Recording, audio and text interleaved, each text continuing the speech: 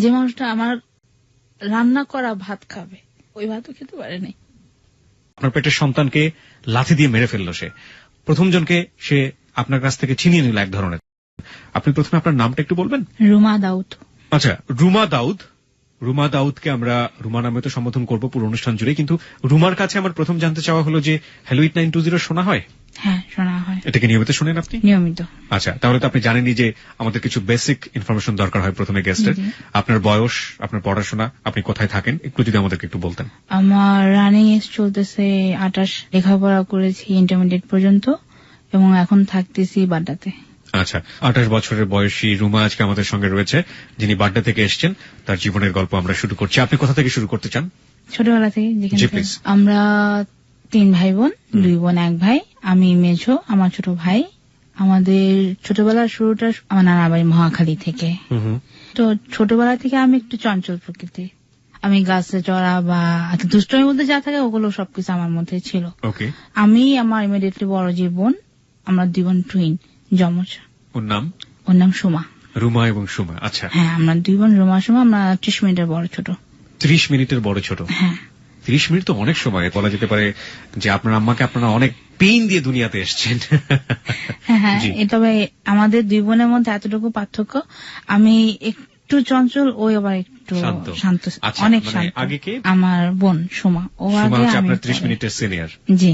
ওকে। তো যাই হোক, আমাদের বাড়ি থেকে টিএনটি কলোনি যেতে হাতে গোনা 5 থেকে 7 মিনিট সময় লাগতো। জি।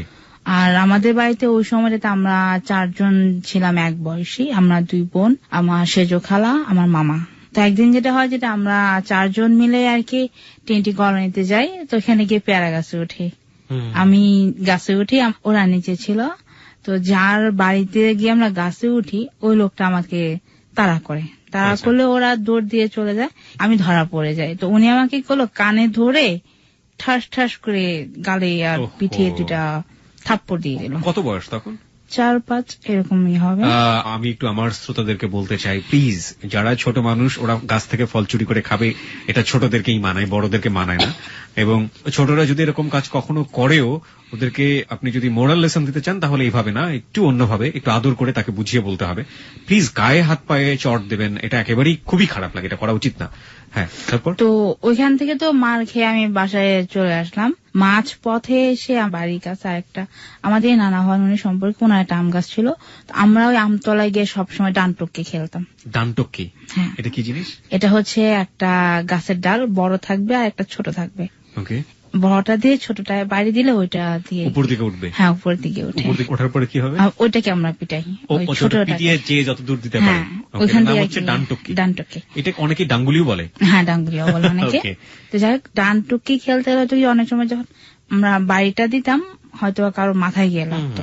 তো ওদিন হচ্ছে ম্যাকি কাহিনী, আমাদের বাসা দিয়ে এক গোয়ালা ছিল, তো ওই দাদার মাথায় গিয়ে লাগছিল। তো দাদা গিয়ে আমার নানার কাছে বিচার দিয়েছে। তো যেদিন আমি দুষ্টমি করতাম বা আমার বাসায় বিচার যেত, ওদিন আমাকে খেতে দিত না, অন্যভাবে শাস্তি দিত। হ্যাঁ, তো যাক, এভাবে আমাদের লাইফটা চলে। এক সময় হয় যেটা, সেটা হচ্ছে আমার নানার সাথে আমার বাবার একটা ব্যবসায়িক দ্বন্দ্ব হয়, টাকা পয়সা নিয়ে কথা কাটাকাটি। হ্যাঁ, তো ওই মুহূর্তে আর কি আমার বাবা কয়েকদিনের মধ্যে আমাদেরকে নিয়ে নানা বাড়ি থেকে উত্তরা আমাদের বাড়িতে শিফট করেন। কিছুদিন পরে আমাদের 2 বোনকে একটা স্কুলে ভর্তি করে দেয়। তো ওই স্কুলে সকালে মা নিয়ে যেত, আবার সকালেই নিয়ে আসতো। 9টা থেকে 11টা ক্লাস। আমার স্কুল থেকে বাসায় আসা যাওয়ার পর অনেকগুলো ডোবা পড়তো। সকালে দেখতাম যে অনেকেই মাছ ধরতেছে, দেখে চলে যেতাম, মার সঙ্গে থাকতো, আমরা এখানে নামতে পারতাম না। মা ক্লাসে দিয়ে চলে আসলে কোন রকম 2টা ক্লাস করতাম। 2টা ক্লাস করে আমরা 2 বোন স্কুল থেকে চলে আসতাম। আমার বড় বোনটা ও আগে নামতো, আমাদের স্কুলের জানালাটা ছিল সম্পূর্ণ টিনের, তো ও আগে জানলা দিয়ে নেমে যেত, ও কাছে বই দিয়ে দিতাম, পরে আবার আমি নামতাম। প্রচন্ড দুরন্ত শৈশব যেটাকে বলা চলে। হ্যাঁ, আবার ওইখানটায় যেতাম, ওইখানে গিয়ে কতগুলো কচুরিপানা তুলতাম।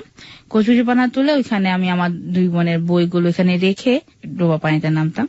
একজনের স্কার্ট খুলতাম, 2 বোন দুদিক থেকে ধরে মাছ ধরতাম।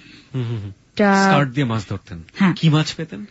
ছোট ছোট পুঁটি মাছ, তারপরে এই জন্য জিজ্ঞেস করছি যে আমার শৈশবের চমৎকার একটা মিল আছে, এবং এই যারা মাছ ধরেন তারা জানবেন যে মাছ ধরা আসলে কতটা নেশা হতে পারে। স্কুল থেকে ফিরেই দৌড় দিয়ে বড়শিগুলো নিয়ে খালের পাড়ে বসে যেতাম, এবং সবচেয়ে কষ্ট লাগতো যে তখন দেখতাম যে সবাই মাছ ধরতে পারছে, কিন্তু আমার বড়শিতে দেখা গেল 1 ঘন্টা পর একটা টুপ দিল, টান দিলাম, এতটুকু একটা চ্যাং মাছ চেনেন আপনি? বাইং মাছের মতো দেখতে। এগুলো আমি একদিনও খেতাম না, কিন্তু ওই মাছ মারাটা অনেক, ওই মাছটাই বেশি পড়তো। তারপর টাকি মাছ পড়তো আমাদের এখানে বেশি। তো আমরা 2 বোন এখান থেকে মাছ ধরতে ধরতে অনেক সময় দেখা যেত যে স্কুলের বই আর নাই, তো যখন নাকি খেয়াল হতো বইয়ের কথা, দৌড় দিয়ে আবার সেই ডোবার এখানে গেছে বই নেই। মা তো বাসায় গেলে পিটাবে, কি করবো, পরে আমার বোনকে বলতাম একটা কাজ করি, কি আমার পেটে ব্যথা, তুই মাকে বলছো মা রুমা তো পেটে ব্যথা, স্কুলে বই রেখে আসছে ভুলে। হ্যাঁ, আচ্ছা। তো 2 হাত দিয়ে পেট চেপে বাসা যেতাম। মা বলতে কি হয়েছে, মামা না খুব পেটে ব্যথা, স্কুলে 2টা ক্লাস করে চলে আসছে, তো বই কই? মা বই তো স্কুলে রেখে আসছি। আরেকটা নেশা ছিল যেটা আমার, সেটা হচ্ছে আমাদের বাড়ির পেছনে একটা পুকুর ছিল মেম্বার কাকার, ওনার আবার 70 থেকে 90টা হাঁস ছিল। আমি কি করতাম, মাঝে মধ্যে আমি দেখতাম যে হাঁস ডিম পাড়তেছে, পড়ে যাবে, আস্তে করে ওদের পিছনে গিয়ে হাত দিয়ে রাখতাম। Beautiful feelings. ডিম পড়তো, তো ওই ডিম নিয়ে আমি একদিনে আমার মাকে দিই যে মা আমি ডিম আনছি। কোথায় পেয়েছো এতগুলা ডিম, চুরি করছো? না মা চুরি করি নাই। তাহলে কাকার হাঁসগুলো যে ডিম পারো এখান থেকে আনছে। তো মা গিয়ে ওদিন খুব একটু রাগ করছে, বলছে আর কোনদিন এরকম করলে তোমার হাতে রক কেটে ফেলবো, কারো জিনিস আনা ভালো না। তো ওই মাছ ধরার নেশাটা আমাদের মধ্যে থাকতো। তো একদিন আমরা 2 বোনও মাছ ধরতে নামছি সবার সাথে, তো আমি দেখতেছি যে কাদার ভেতর দিয়ে একটা মাছ যাচ্ছে কিলবিল করে। তো আমি ভাবছি যে ওইটা হয়তো শিং মাছ বা বাইং মাছ। তো বাইং মাছ আর শিং মাছ ধরার নিয়ম তো আমি জানি, মাথায় ধরতে হয়। আমি আবার ওইটা মাথার মধ্যেই ধরছি, হাতের উপর নেওয়া। বোনকে বলছে সোমা দেখ আমি একটা বাইং মাছ ধরছি। আমার বোন দেখে যে এটা মাছ তো না, সাপ। সাপ ধরা সাপ ছিল এটা, একদম ছিটকে জুড়ে ফেলাই দিছি, ফেলে দিয়ে আমি ওইখানে ছেঁচারা পড়ে গেছে। আচ্ছা, তো কাকা এরা সবাই মিলে আমাকে আমাদের বাসায় নিয়ে আসছে, মাথায় পানি দিছে, একটু যখন জ্ঞান আসছে ওই দিন থেকে আমার জ্বর ছিল। প্রচন্ড দুরন্ত শৈশব। এখানে সাপ নিয়ে বলতে চাই, ঢোড়া সাপ অনেকেই চিনবেন না, বিশেষ করে শহরের ছেলেমেয়ে যারা আজকে হ্যালো 8920 শুনছেন। মজার বিষয় হচ্ছে যে আমি একদম হলপ করে বলতে পারি, গ্রামের একেবারে 10টা ছেলে মেয়েকে যদি বাছাই করা হয় তাহলে 10 জনের একদম কমন শৈশব হচ্ছে এটা। আর ঢোড়া সাপ হচ্ছে এমন একটা সাপ যেটা সাধারণত পানিতে এই বিভিন্ন পুকুরে থাকে, ওকে পাগাড়ও বলে, এবং এগুলোর আসলে বিষ নেই। এটা নিয়ে এক ধরনের মিথ আছে যে আসলে ঢোড়া সাপেরই নাকি বিষ ছিল, সেই বিষগুলো নাকি শিং মাছ নিয়ে নিয়েছে, মাগুর নিয়ে নিয়েছে একটু একটু করে, যার জন্য বিষ নাই। মজার গ্রামীণ মিথগুলো। তো যাই হোক, আর ওই তখন থেকে যে ভয় জিনিসটা, এটা এখন আমার ভিতরে কাজ করে। তখন থেকে আমি আর পুকুরে নামি না, আমি একদম শান্ত একটা মেয়ে।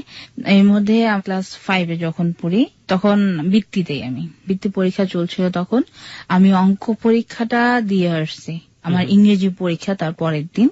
আমাদের বাড়িতে বড়ই গাছ ছিল অনেক বড় একটা। আচ্ছা, টক বড়ই। তো আমি স্কুল থেকে এসে আমার স্কুল ড্রেস খুলে আমি বড়ই গাছে উঠি। তো ওই মুহূর্তে আমার মা একটা লাকড়ি দিয়ে আমাকে গাছে ঢিল দেয়। তো মার ওই ঢিলটা দেয়, আমি খুব তাড়াতাড়ি করে নামতে গিয়ে আমি পা পিছলে পড়ে যাই। আর ওইখান থেকে পড়ে গিয়ে আমার বাম পায়ের তালু থেকে একটা টিন ঢোকে, টুকরা টিন একদম উপর দিয়ে বের হয়ে যায়। আমি অনেক বড় একটা ব্যথা পাই। তো পরের পরীক্ষাগুলো আমি আমার বাবার কোলে করে স্কুলে যেতাম, এবং বাবা আমার বেঞ্চে বসতো, বাবার কোলে বসে আমি লিখতাম। কারণ আমি পাই করে লিখতে পারতাম না, পাটা ঝুলাইতে পারতাম। একদিক থেকে মজা ছিল বাবার কোলে বসে পরীক্ষা দেয়া। তো বাবার কোলে এটাই আর কি। যাই হোক, আমি বাবার কোলে বসে পরীক্ষা, খুব একটা নার্ভাস ছিলাম। রেজাল্ট যখন বেরোয় আমি ভয়ে স্কুলে যাই না, ফেল যদি করি একটা কেমন বান্ধবীরা কি বলবে, স্কুলে গেলে দিলি তো। আব্বা যখন স্কুলে গেছে, আমাদের হেড স্যার ছিলেন, উনি আমাদের খুব আদর করতেন, 2 বোনকে খুব আদর করতেন। তো স্যার বাবাকে দেখে বলতেছে যে ভাই স্কুলে আসতে হবে না, আপনি আগে মিষ্টির দোকানে মিষ্টি নিয়ে আসেন। বাবা বলছে কেন? বুঝেন নাই আপনার মেয়ে তো বৃত্তি পাইছে, আপনি মিষ্টি নিয়ে আসেন। তো আমার বাবা শুনে সে সঙ্গে সঙ্গেই বাজারে যায়, গিয়ে মিষ্টি এনে মিষ্টি কিনে আমার স্কুলে সব টিচারদেরকে দেন, বাসায় নিয়ে আসেন। তো বাবা বাসায় এসে উনি সরাসরি বলে নাই যে আমি বৃত্তি পেয়েছি। আমার বাবা বাসায় ঢুকছে, একদম মুখ কালো। আমার বাবাকে দেখে আমি খুব ভয় পেয়ে গেছি। আমি বলছি মা আমি ফেল, বৃত্তি পাইনি। পরে খুব কান্নাকাটি করতেছে আমার ঘরে বসে, পরে মাকে বলছে যে ও বৃত্তি পাইছে। তো মা আমার কানে কানে বলে কি যে রুমা তুই কিন্তু বৃত্তি পাইছিস। আমি এমন জোরে একটা আর কি মারে ধরে যে লাভ দেবো না জোরে চিক্ষুর দেবো আমি কিছু বুঝতে পারতেছি। এত একটা আমি একদম হয়ে গেছি যে এত কষ্ট করছি। তারপর আমি হাই স্কুলে ভর্তি হই, আমার সেকেন্ড ক্লাস যেটা। এখানে একটা কথা আমার না বললে হয় না, যেটা আমি যখন হাই স্কুলে পড়ি তখন থেকে এখন আমি যে রুমা, আমার এই প্রত্যেকটা পদে পদে যার অবদানটা বেশি আমার বাবা আমার পরে সে হচ্ছেন আমার স্যার। আমার স্যার উনি এখন জীবিত নাই, আল্লাহ ওনাকে ব্যস্তবাসী করুক। ওনাকে আমি এখনো শ্রদ্ধার সঙ্গে স্মরণ করি। Ahsanullah master MP. Ahsanullah master MP তো বিখ্যাত মানুষ। হ্যাঁ, উনি আমার স্যার ছিলেন। তো উনি খুব আদর করতেন। আর যখন স্যার কাছে পড়তে যেতাম, স্যার সবসময় বলতেন যে দেখ তো যে জীবনে চলতে গেলে আর বাঁচতে গেলে সবসময় নীতি আর আদর্শ এই দুইটা জিনিস ঠিক রাখবে, দেখবে আল্লাহ তুই কোথাও আটকাবে না। তো স্যার সবসময় দেখে বলতেন যে সেটা তুমি তিনটা কাজ করবা না, কোনো মানুষের পেটে লাথি দিবা না বা কখনো কারো ক্ষতি করবা না, দেখবা তোমারও ক্ষতি হবে না। আমি আজ পর্যন্ত এই তিনটা কাজ করি না। যখন আমি নামাজ পড়ি আমি আল্লাহর কাছে একটা কথা বলি, আমার এই দুই হাত দিয়ে তুমি মানুষের ক্ষতি করাইও না, যদি পারো কারোর জন্য যাতে করতে পারি আমি, আমাকে ওই ক্ষমতাটুকু দিও। চমৎকার। তো যাই হোক, আমি ক্লাস 8 যখন পড়ি তখন আমি বৃত্তি দেই আবার। তো ওই মুহূর্তে যে একটা ব্যাপার যেটা, সেটা হচ্ছে যে আমার সাথে আমার বান্ধবী আছে একজন, ওর নাম রুমা। ও আমাদের বাসা পাশাপাশি বাসা। তো রুমা একজনের সঙ্গে অ্যাফেয়ার করে, স্বপন ভাই। তো স্বপন ভাইয়ের সঙ্গে রুমা দেখা করবে। তখন আমাকে বলছে যে একটা কাজ কর, তুই আজকে সেকেন্ড ক্লাস করার পরে ছুটি নেই। কিভাবে ছুটি নেবো? স্যারকে বলতে, স্যার আমার পেটে ব্যথা, বাসায় চলে যাব, এই কথা তুই বল, তাহলে স্যার ছুটি দিয়ে দেবে। তখন আমি স্যারকে বললাম যে স্যার আমার তো খুব পেটে ব্যথা, আমি ক্লাস করতে পারতেছি না। স্যার বলছে তোমার বাসার পাশে কে থাকে? আমার বাসায় রুমা থাকে। ঠিক আছে, তুমি রুমাকে নিয়ে চলে যাও। তো রুমাকে নিয়ে আমি বের হয়ে চলে আসলাম। স্বপন ভাইকে আমাদেরকে নিয়ে একটা বেবি ট্যাক্সি করে আমরা সোজা এয়ারপোর্টে চলে গেলাম। তখন তো এয়ারপোর্টে একটা পার্ক ছিল, তো ওইখানে গিয়ে আমরা বসছি একটা ফাস্টফুডে, বসে আমরা কথা বলতেছি।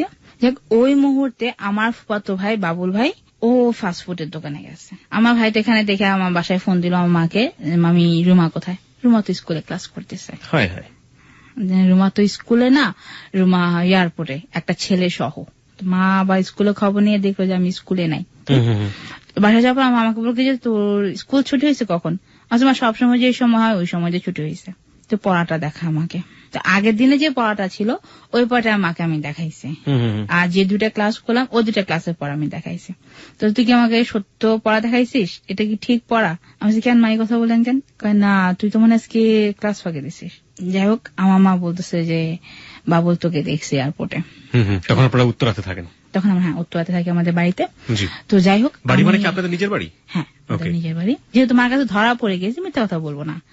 আপনি আমাদেরকে বলবেন আপনার বাবা কি করতেন? আমার বাবা একজন ব্যবসায়ী ছিলেন। ওকে, হ্যাঁ। তারপর তো মা আমি একটা ক্লাস ফাঁকি দিয়েছি সত্য, তবে সেটা আমার জন্য না। কার জন্য? মা আমি রুমার জন্য ক্লাসটা ফাঁকি দিয়েছি। রুমাকে কি চিনতো? হ্যাঁ, রুমাকে চিনতো, কারণ আমাদের বাসা পাশাপাশি বাসা। তো যাই হোক, মাকে আমি সত্য কথা বলছি। বলার পর মা আমাকে এতটুকু বলে, মা দেখো যা তুমি করছো আজ কি করছো, আর কখনো ক্লাস ফাঁকি দিবা না। তখন আপনি ক্লাস 8 পড়েন? আমি ক্লাস 8 পড়ি, বৃত্তি কোচিং করি তখন।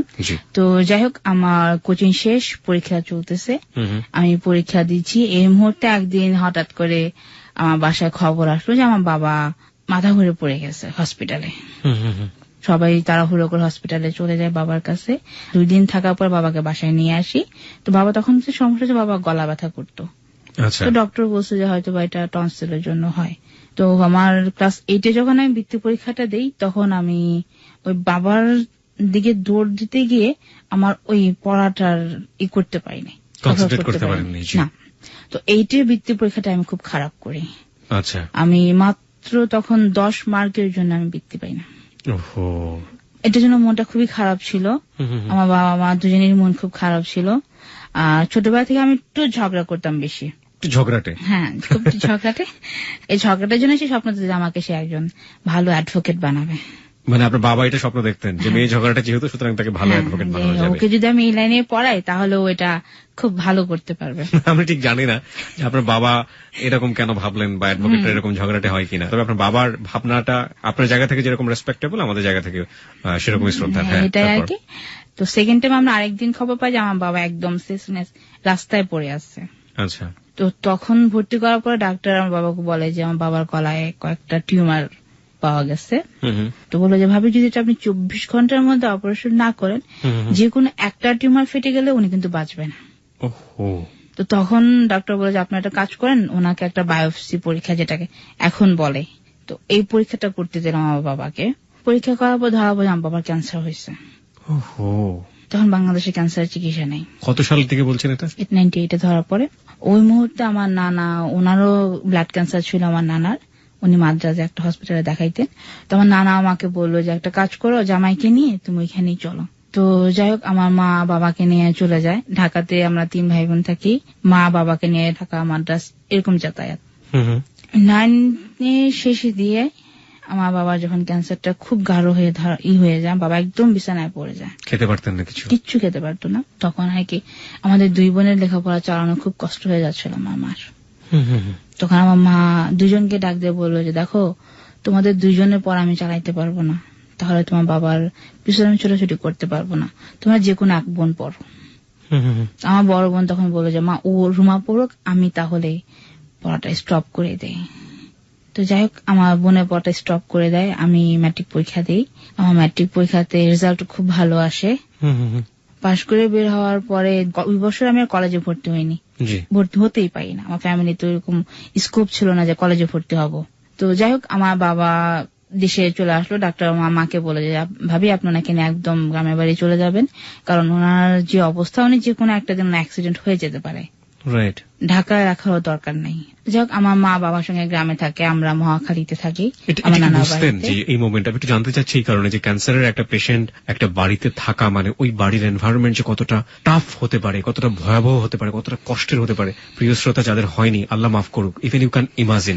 আমি একটু জানতে চাই আপনার কাছ থেকে, আপনাদের বাবা যখন এরকম অসুস্থ তখন কি আপনারা বুঝতে পেরেছিলেন যে আপনার বাবার জন্য আপনাদের কিছুই করার নেই এবং একটা সময় বাবা যে কোনো মুহূর্তে মারা যেতে পারে? এই ফিলটা কি হতো? আমরা একদম শেষে, কারণ তখন আমার বাবা উনি পলিটিক্স করতেন। তো আমার বাবাকে যে কেউ যদি দেখতো বলতো যে উনি ডিফেন্সের হাই লেভেলের কোন অফিসার। তো আমার বাবা যখন ক্যান্সারটা একদম গাঢ় হয়ে ধরা পড়ে, আস্তে আস্তে আস্তে আমরা দেখি যে আমার বাবার সেই বডি ফিটনেস আর নেই। তা হাত পা দেখে তখন খুব কান্না পেত আমাদের। তো যাই হোক আমার বাবা শেষ পর্যন্ত 2000 সেপ্টেম্বরের 5 তারিখে মারা যায়। আমাদের বাড়ির পেছনে বাবাকে কবর দেওয়া হয়েছে কাঁঠাল গাছের তলায়। আমার বাবা একটা গাছ ছিল, বছরে 4টা কাঁঠাল ধরতো। বাবা খুব শখ করে গাছ, এটা ইন্ডিয়া থেকে উনি কিনে আনছিল গাছটা। 4টা বেশি কখনোই গাছে কাঁঠাল ধরে নাই, এখনো না। ওই 4টা কাঁঠাল এখনো ধরে। আর ওই কাঁঠালগুলো আমাকে খেতে পারি না। এটা যখন কাঁঠালটা পাকে তখন এটা নষ্ট হয়ে যায়। একটা ব্যাপার যেটা আমার বাবা যখন মাটি দিয়ে আমার বাসায় চলে আসি, 3-4 দিন বাবা মিলাদ পড়ানোর পর থেকে আমরা যেটা দেখি, আমার বাবার যে ভাইরা ছিলেন আমার চাচারা, তারা কেউ আমাদের সঙ্গে কথা বলতো না, কেমন যেন ব্যবহার করতো আমাদের সঙ্গে। তো যাই হোক ওই মুহূর্তে আমার নানুরা আমাদেরকে ঢাকা নিয়ে আসে। নানা বাড়িতে থাকে, এখান থেকে নানা ফ্যামিলিতে থাকে, নানা ফ্যামিলিতে চলতে থাকি। তো এক সময় যেটা নিজে থেকে কিছু করার জন্য চেষ্টা করি আমার ফ্যামিলির জন্য, যে আমি কিছু করি। তো ওই সময়টা থেকে 2003-এর কথা, আমি চাকরি খুঁজতে শুরু করি আমার জন্য। কয়েক জায়গায় আমি চাকরির জন্য যাই, কয়েকটা শোরুমে যাই, তখন আমাকে কেউ চাকরি দেয় না, সবাই বলে মেয়েটা ছোট। আমাদের বাসায় ভাড়া থাকতেন একটা আন্টি, তো মুন্নি আমাকে বলে একটা কাজ করতে পারেন, আপনার নানিকে বা আপনার মামাদেরকে বলবেন না, আমি একটা চাকরি নিয়ে দেবো আপনাকে। হ্যাঁ বলেন, তাহলে বলবো না। আমি কোথায়? গার্মেন্টস এর। তো পরের দিন আন্টি আমি করবো, আপনি আমাকে নিয়ে চলেন। ঠিক আছে কালকে সকালে আপনি আমার সঙ্গে যাবেন। তো আমি আন্টির সঙ্গে চাকরিতে যাই, ওখানে আমার চাকরি হয়, যে একটা পোস্ট ছিল হেল্পার। তো ওইখানে আমি চাকরি করি। কিসের হেল্পার এটা? এটা ছিল যে একটা মেয়ে মেশিনে কাজ করবে, ওর সামনে আমি কাজ করব। আর আমি যেহেতু পড়ালেখা জানি, ওরা আমাকে ওই কাজগুলো করতে দেয় নাই। ওরা আমাকে যেটা দিত সেটা হচ্ছে গিয়ে বিভিন্ন নাম্বার ছিল কাপড়ের, এগুলো আমাকে মিলাইতে দিত। তো যাই হোক ওইখানে আমার চাকরি হয় 700 টাকা বেতন। চাকরি করতেছি, আমার মা 2-3 দিন ফলো করলো যে আমি সকালে যাই রাতে আসি, এই তো চাকরিটা কি রে, আমাকে একটু বল। তো বলে মা আমি তো দেখলাম কোথাও চাকরি পাই নাই, তো আন্টি আমাকে এটা নিয়ে দিছে, তোমরা কোনো রাগারাগি করো না, আমি করতে থাকি আর চাকরি একটা ভালো জায়গায় খুঁজতে থাকি। পর আমার মা একটু রাগারাগি করে, তারপর আমি বোঝানোর পরে মা আর কিছু বলে। আমার চাকরি করাটা কি দরকার ছিল এই সময়টাতে আপনাদের ফ্যামিলির জন্য? খুব বেশি দরকার ছিল। আচ্ছা। থাকতো। তখন আপনার বয়স কত? 14-15 এরকম। 14-15 বছর বয়সে আপনি একটা হেল্পারি জব করছেন। হ্যাঁ, 700 টাকা বেতনে প্রতি মাসে। তো যাই হোক, ওইখানকার যারা আন্ডারে আমি কাজ করতাম, মঞ্জু মামা, তো উনি আমাকে একদিন বলতেছে যে তুমি তো লেখাপড়া জানো, তোমাকে আমি অন্য একটা কাজ শিখাই দেই, তুমি এই কাজটা করো, এটা করে তোমার স্যালারিও ভালো দেবে, তুমি ভালো চলতে পারো। কি কাজ? কোয়ালিটির কাজ, তোমাকে আমি সবকিছু শিখিয়ে দেবো। তো মঞ্জু মামা আমাকে সবকিছু শিখিয়ে দিল। তো একদিন হঠাৎ বলছে, রুমা তুমি কালকে ওই অফিসের লোক নিবে, আমাদের পাশে একটা গার্মেন্টস, তো তুমি ওই অফিসে গিয়ে ইন্টারভিউ দিবা, আমি এখানকার একজনকে বলে রাখছি তোমার কথা, তো তুমি যে তুমি কিবরিয়া, ওখানে ভাইয়া ছিল, কিবরিয়া ভাইয়া ছিল, তো বলে তুমি ওনাকে গিয়ে খোঁজ করবা, তো উনি তোমাকে নিয়ে যাবে। তো আমি গিয়ে সকালে গেটে গেলাম, গিয়ে বললাম যে কিবরিয়া ভাই, আমি মঞ্জু মামা আমাকে পাঠিয়েছে, তো উনি আমাকে নিয়ে গেলাম। হ্যাঁ আমি জানি। তো উনি ভিতরে নেওয়ার পরে যেটা হয় যে আমাকে এখানে ইন্টারভিউ নেয়, টিকে যায়। তো উনি আমাকে বললো যে ঠিক আছে, তোমাকে আমি প্রথম অবস্থায় 2200 টাকা স্যালারি দেবো, 2200 টাকা স্যালারি পাবা, 200 টাকা হাজিরা বোনাস পাবা, আর ওভারটাইম পাবা তুমি। তো আমি 700 টাকা থেকে 2200 টাকা স্যালারি, অনেক টাকা। তো এই চাকরিটা আমি করতে থাকি। প্রতি মাসে আমার 4500-5000 টাকাও স্যালারি ওঠে কোনো কোনো মাসে। আমাদের মধ্যে আর সংসার ওই অভাবটা নেই।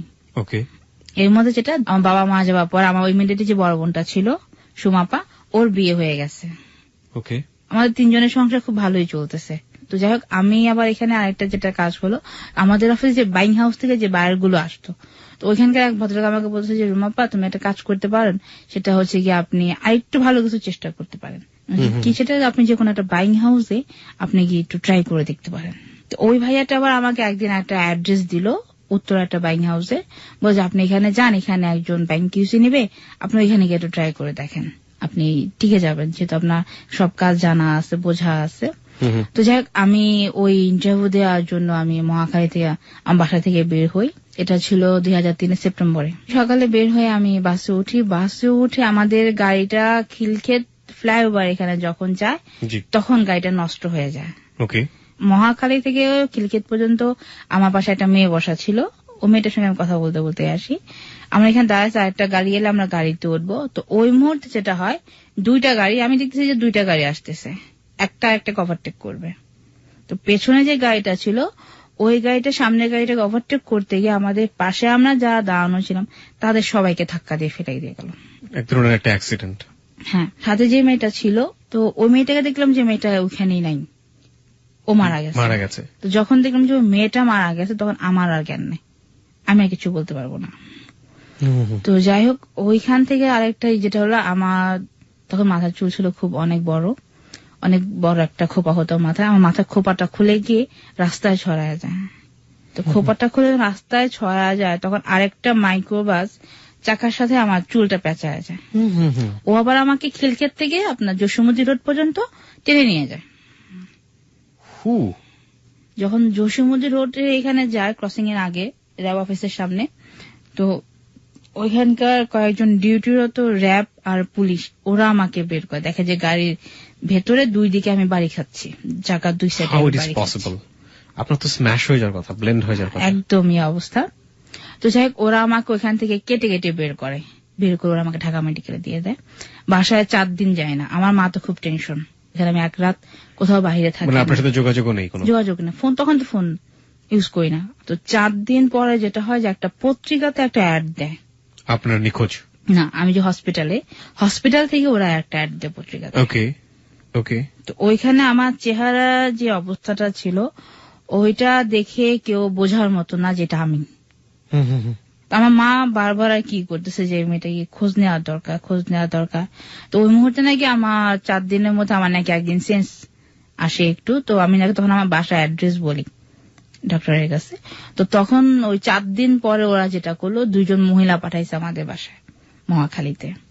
তো ওরা বললো যে এটা কি রুমাদের বাড়ি? আমাদের বাড়ি থেকে বলছে হ্যাঁ।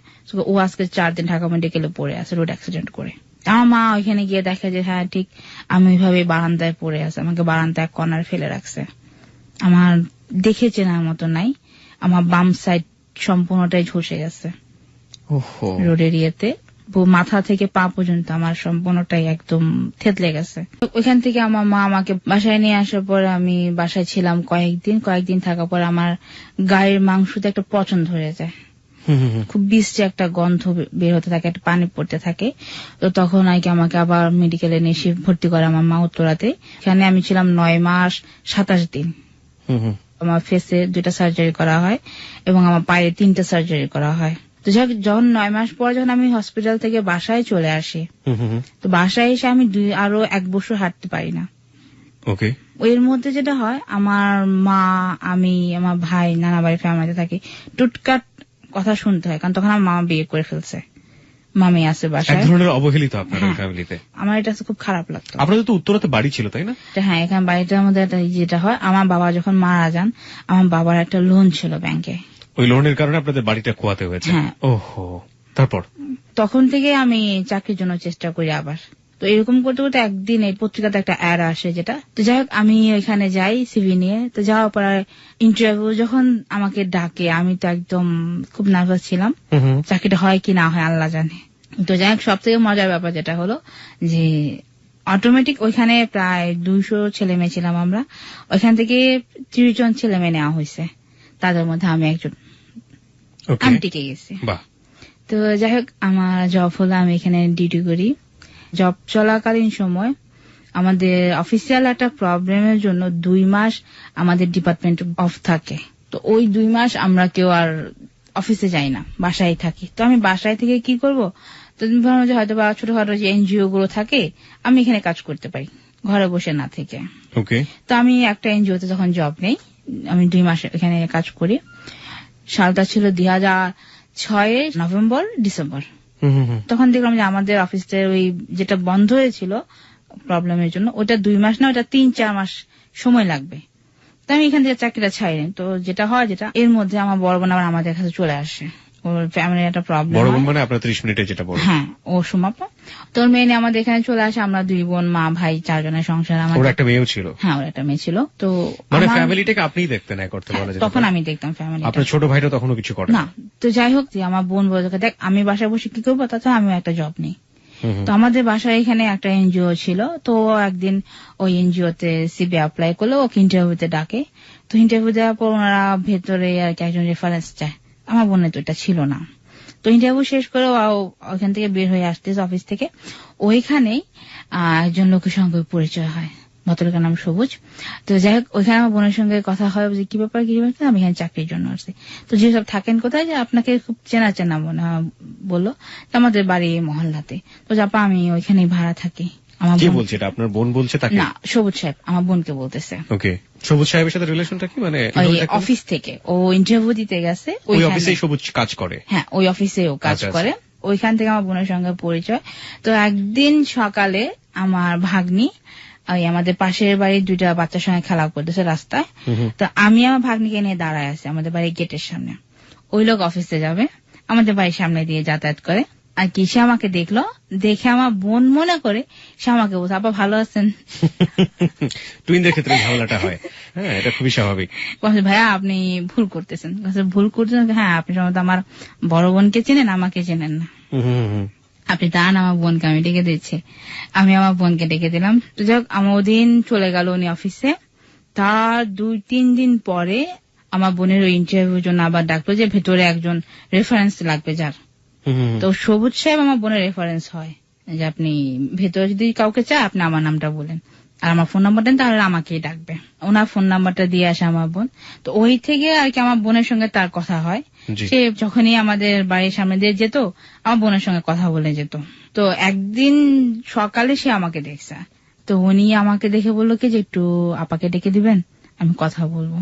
তো আমি আমার বোনকে ডেকে দিয়েছি। আমার বোনকে বললাম যে আপা আমি আপনাকে একটা কথা বলবো।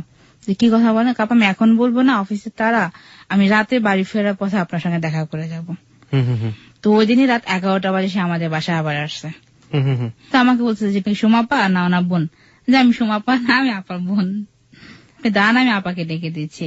তো আমি ওনাকে দেখছি ওই সকালে একবার, আর আরেকদিন রাতে যখন ওনার অফিস থেকে বাসায় যে আমার বোনের সঙ্গে দেখা করতে আসে, তখন একদিন রাতে দেখছি খুব অন্ধকারে, কারেন্ট ছিল না আমাদের বাড়িতে ওই দিন। উনি যখন যায় তখন কারেন্ট আসছে। তো আমি পেছনের সাইডটা দেখছি আমি ওনার, আর ছায়াটা দেখা হয় আমার। তো যাই হোক, উনি ওই দিন আমার বাসায় যেটা আমার বোনকে বলেন, সেটা হচ্ছে আমার বোনকে বলছে যে আপা আপনি তো এখানে ব্যাচেলার থাকি, তো আমার বাড়িতে থেকে আমার বিয়ের জন্য মেয়ে দেখতেছে আমার ফ্যামিলি থেকে, এবং আমার বাবা মা বলে দিচ্ছে তুমি ঢাকায় কোনো মেয়ে পছন্দ হলে তুমি বিয়ে করতে পারো, সমস্যা নাই। তো আপনার বোনকে আমার পছন্দ হয়েছে, আপনারা আবার বলেন তাহলে আমি বিয়ে করতে চাই। সবুজ বোন বলতে দেখেন আমার ফ্যামিলি তো গার্জিয়ান আছে, আমি সঙ্গে কথা বলি, আপনি কথা বলেন, কথা বলে 7 দিন পর আপনি আমাকে জানান। আচ্ছা আচ্ছা। আমার বোন বাসায় বিয়ের কথা তোলে, যখন আমার মা আমাকে বিয়ের কথা বলছে, আমি বলছি মা আমি ছেলেকে বিয়ে করবো না। কেন তুমি বিয়ে করবে না? মামা একটা সমস্যা আছে। কি? মা যেটা দেখতে হয়তো শর্ট, আমার কাছে ভালো লাগে নাই। আমার আবার একটা যেটা ছিল সেটা হচ্ছে আমি আমার স্টুডেন্ট লাইফে কারোর সঙ্গে আমি অ্যাফেয়ার করি নাই, বাট যখন থেকে আমি এই লাইফটা বুঝি তখন থেকে আমি আমার নিজের মনে মনে আমি একটা ছেলেকে আমি নিজে কল্পনা করে রাখছি যে আমি যদি এরকম একটা ছেলে আমি কখনো পাই তাকে আমি বিয়ে করব, বাট আমি তার আগে কারোর সঙ্গে আমি অ্যাফেয়ার করবো না। এরকম একটা প্ল্যান আপনার মাথার মধ্যে সবসময় এটা আমার ইয়াতে ছিল। তো আমি সবসময় কল্পনা করতাম যে আমি যাকেই বিয়ে করি না কেন সে দেখতে খুব সুন্দর হবে। প্রত্যেকটা মানুষের মনের মধ্যেই বোধহয় জিনিসটা থাকে। হ্যাঁ, সে দেখতে খুবই সুন্দর একটা মানুষ হবে, চুলগুলো থাকবে খুব ঝরঝরা। ঝরঝরা মানে কি? মানে একদম ঝরঝরা থাকবে, মাথায় উড়বে, খুব ঘন চুল থাকবে মাথায়, ঠোঁট সে কোনো নেশা পানি করবে না, সিগারেট খাবে না, ঠোঁটগুলো খুব সুন্দর থাকবে, ওকে, নিট এন্ড ক্লিন থাকবে আর কি। যারা সাধারণত স্মোক করেন যেসব ছেলেরা, আমি ঠিক জানি না, এক ধরনের গল্প এরকম শোনা যায় যে স্মোক না করলে নাকি স্মার্ট হওয়া যায় না, হোয়াট এভার, আমি জানি না ওই ফিলটা কে কবে নাগাদ দিয়েছিল, কিন্তু স্মোক করলে আর অনেক সময় লিপে এই জাতীয় সমস্যাগুলো হয়ে যায়, ব্ল্যাক হয়ে যায়। ওকে, হ্যাঁ, তো আপনি বলছিলেন যে পরিষ্কার থাকে, তারপর যাই হোক আর কি লাগে? আমরা জানি একটা মেয়ের কাছ থেকে একটা ছেলেকে কিভাবে চিন্তা করে, খুব হাস্যোজ্জ্বল হবে, লাইক সালমান খান। আর সব থেকে যেটা সে মিনিমাম 5 ফিট 10 থেকে 8 হবে। মাই গড, আমি কোন কারখানা আছে মানে মানুষ বানানোর কোন কারখানা যেখানে পিটিয়ে পুটিয়ে মোটামুটি লম্বা করে বানানো যায়, রেডিমেড?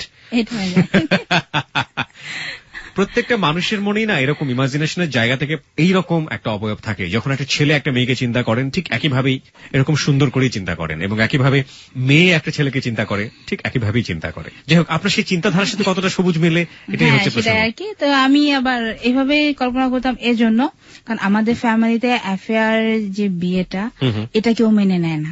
আমার ইয়ে ছিল যে আমি কারোর সঙ্গে অ্যাফেয়ারও করবো না, আর আমার ওই হেডেকটা মাথায় থাকবে না। তো যাই হোক, আমার মা বোন তো আমার ফ্যামিলিকে বললো, আমার মামা রাজি না। তো আমার মা নানা বলছে দেখ ছেলেটা খুবই ভালো, তোর আগে একবার দেখে তারপর সিদ্ধান্ত নেই যে বিয়ে দিবি কি দিবি না, দেখলে তো বিয়ে হয় না। ওকে। তো যাই হোক, আমার মামা ছেলেটাকে দেখলো, সে দেখার পরও সে না, সে পরিবার থেকে না।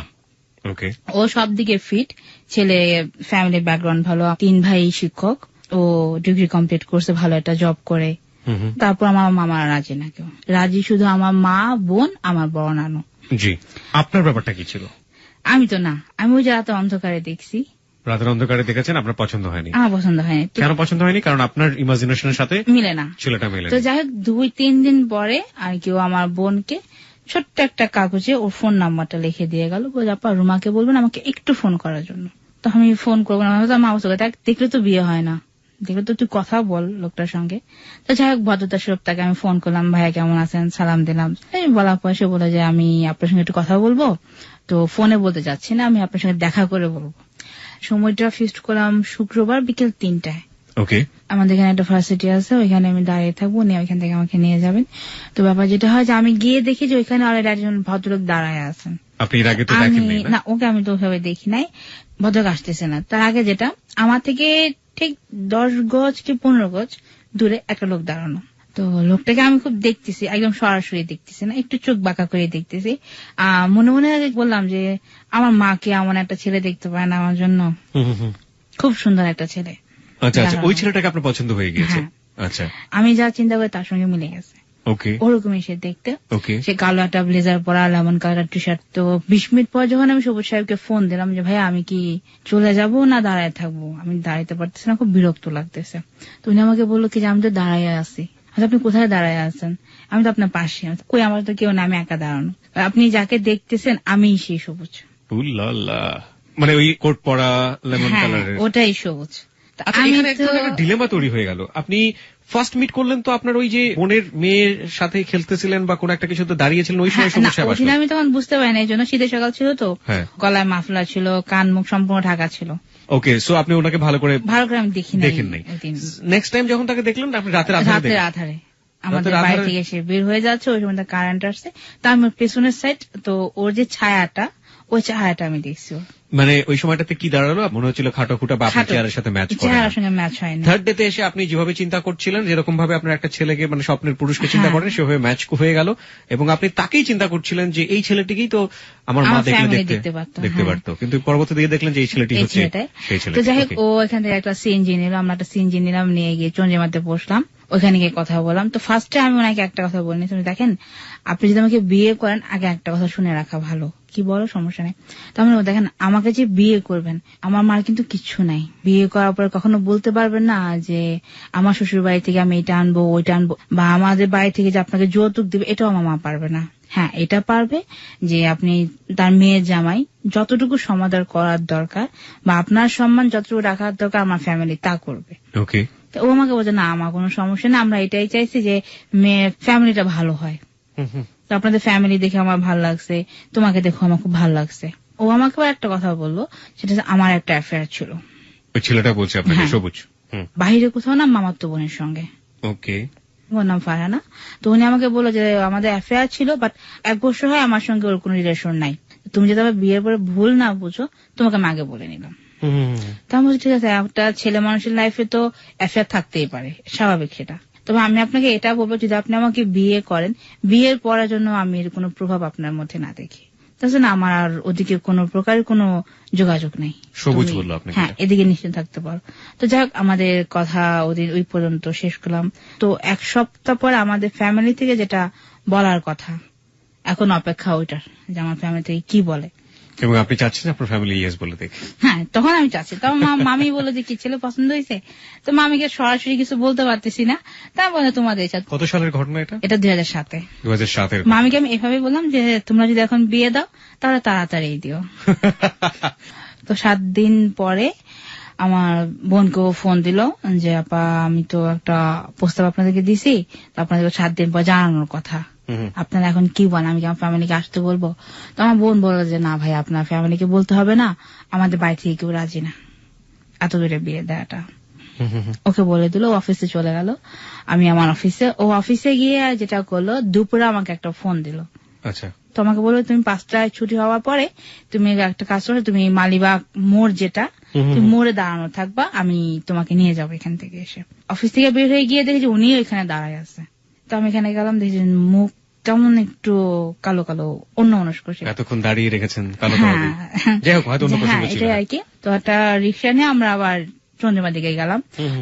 তো সে আমাকে বলতেছে যে আচ্ছা রুমা, যদি তোমার ফ্যামিলি আমাকে না করে তুমি কি করবা?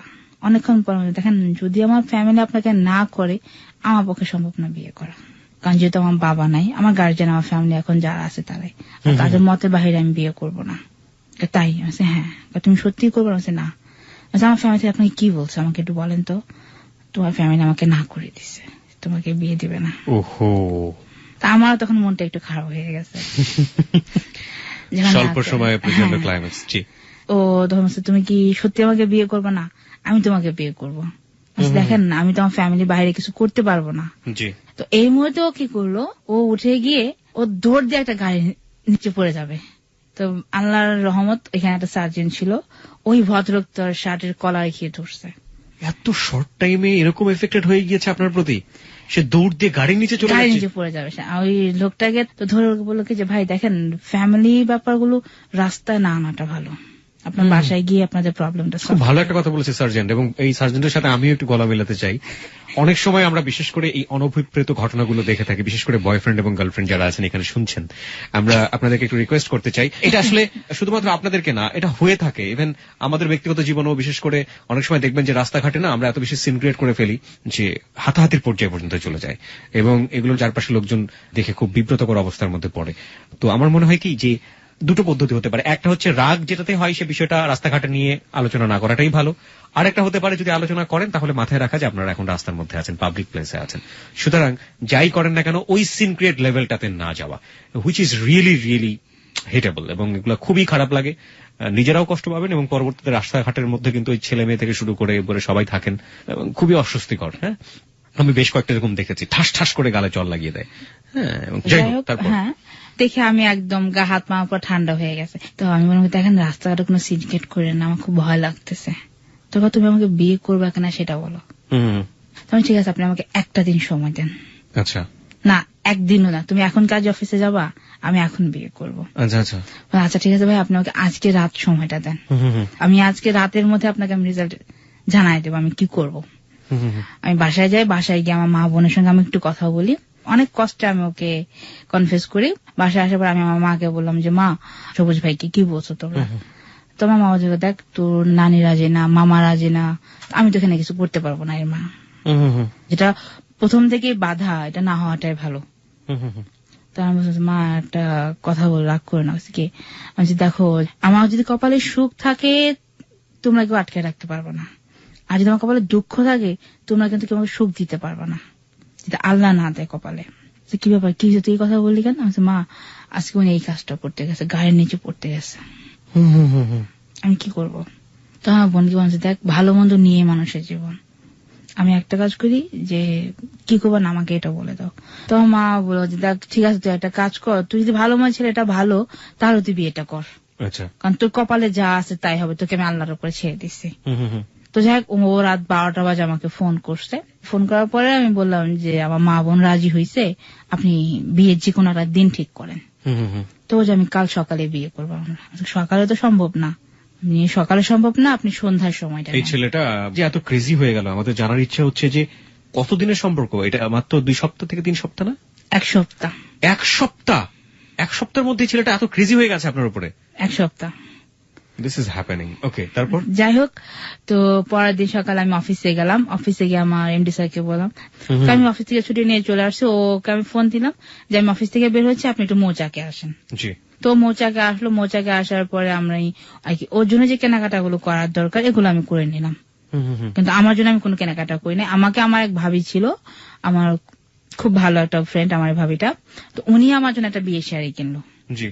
তো কেনাকাটা করে আমি আমার বাসায় চলে যাই, ও ওর বাসায় চলে যায়।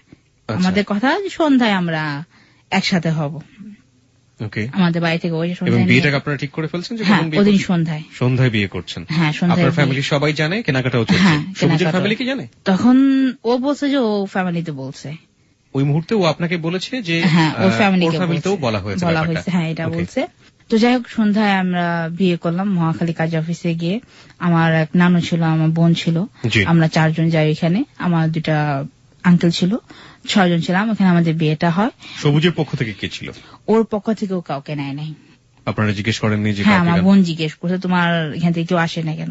তো বলছে আমার বাবার অবস্থা খুবই সিরিয়াস, ওনার আমাদের আত্মীয়স্বজন কেউ আসার মতন এখন নাই। নোবডি? কেউই আসেনি? কেউ না। এবং ওই ছেলের পক্ষ থেকে কেউই না? কেউ না। তোমার ফ্রেন্ড সার্কেল কেউ না?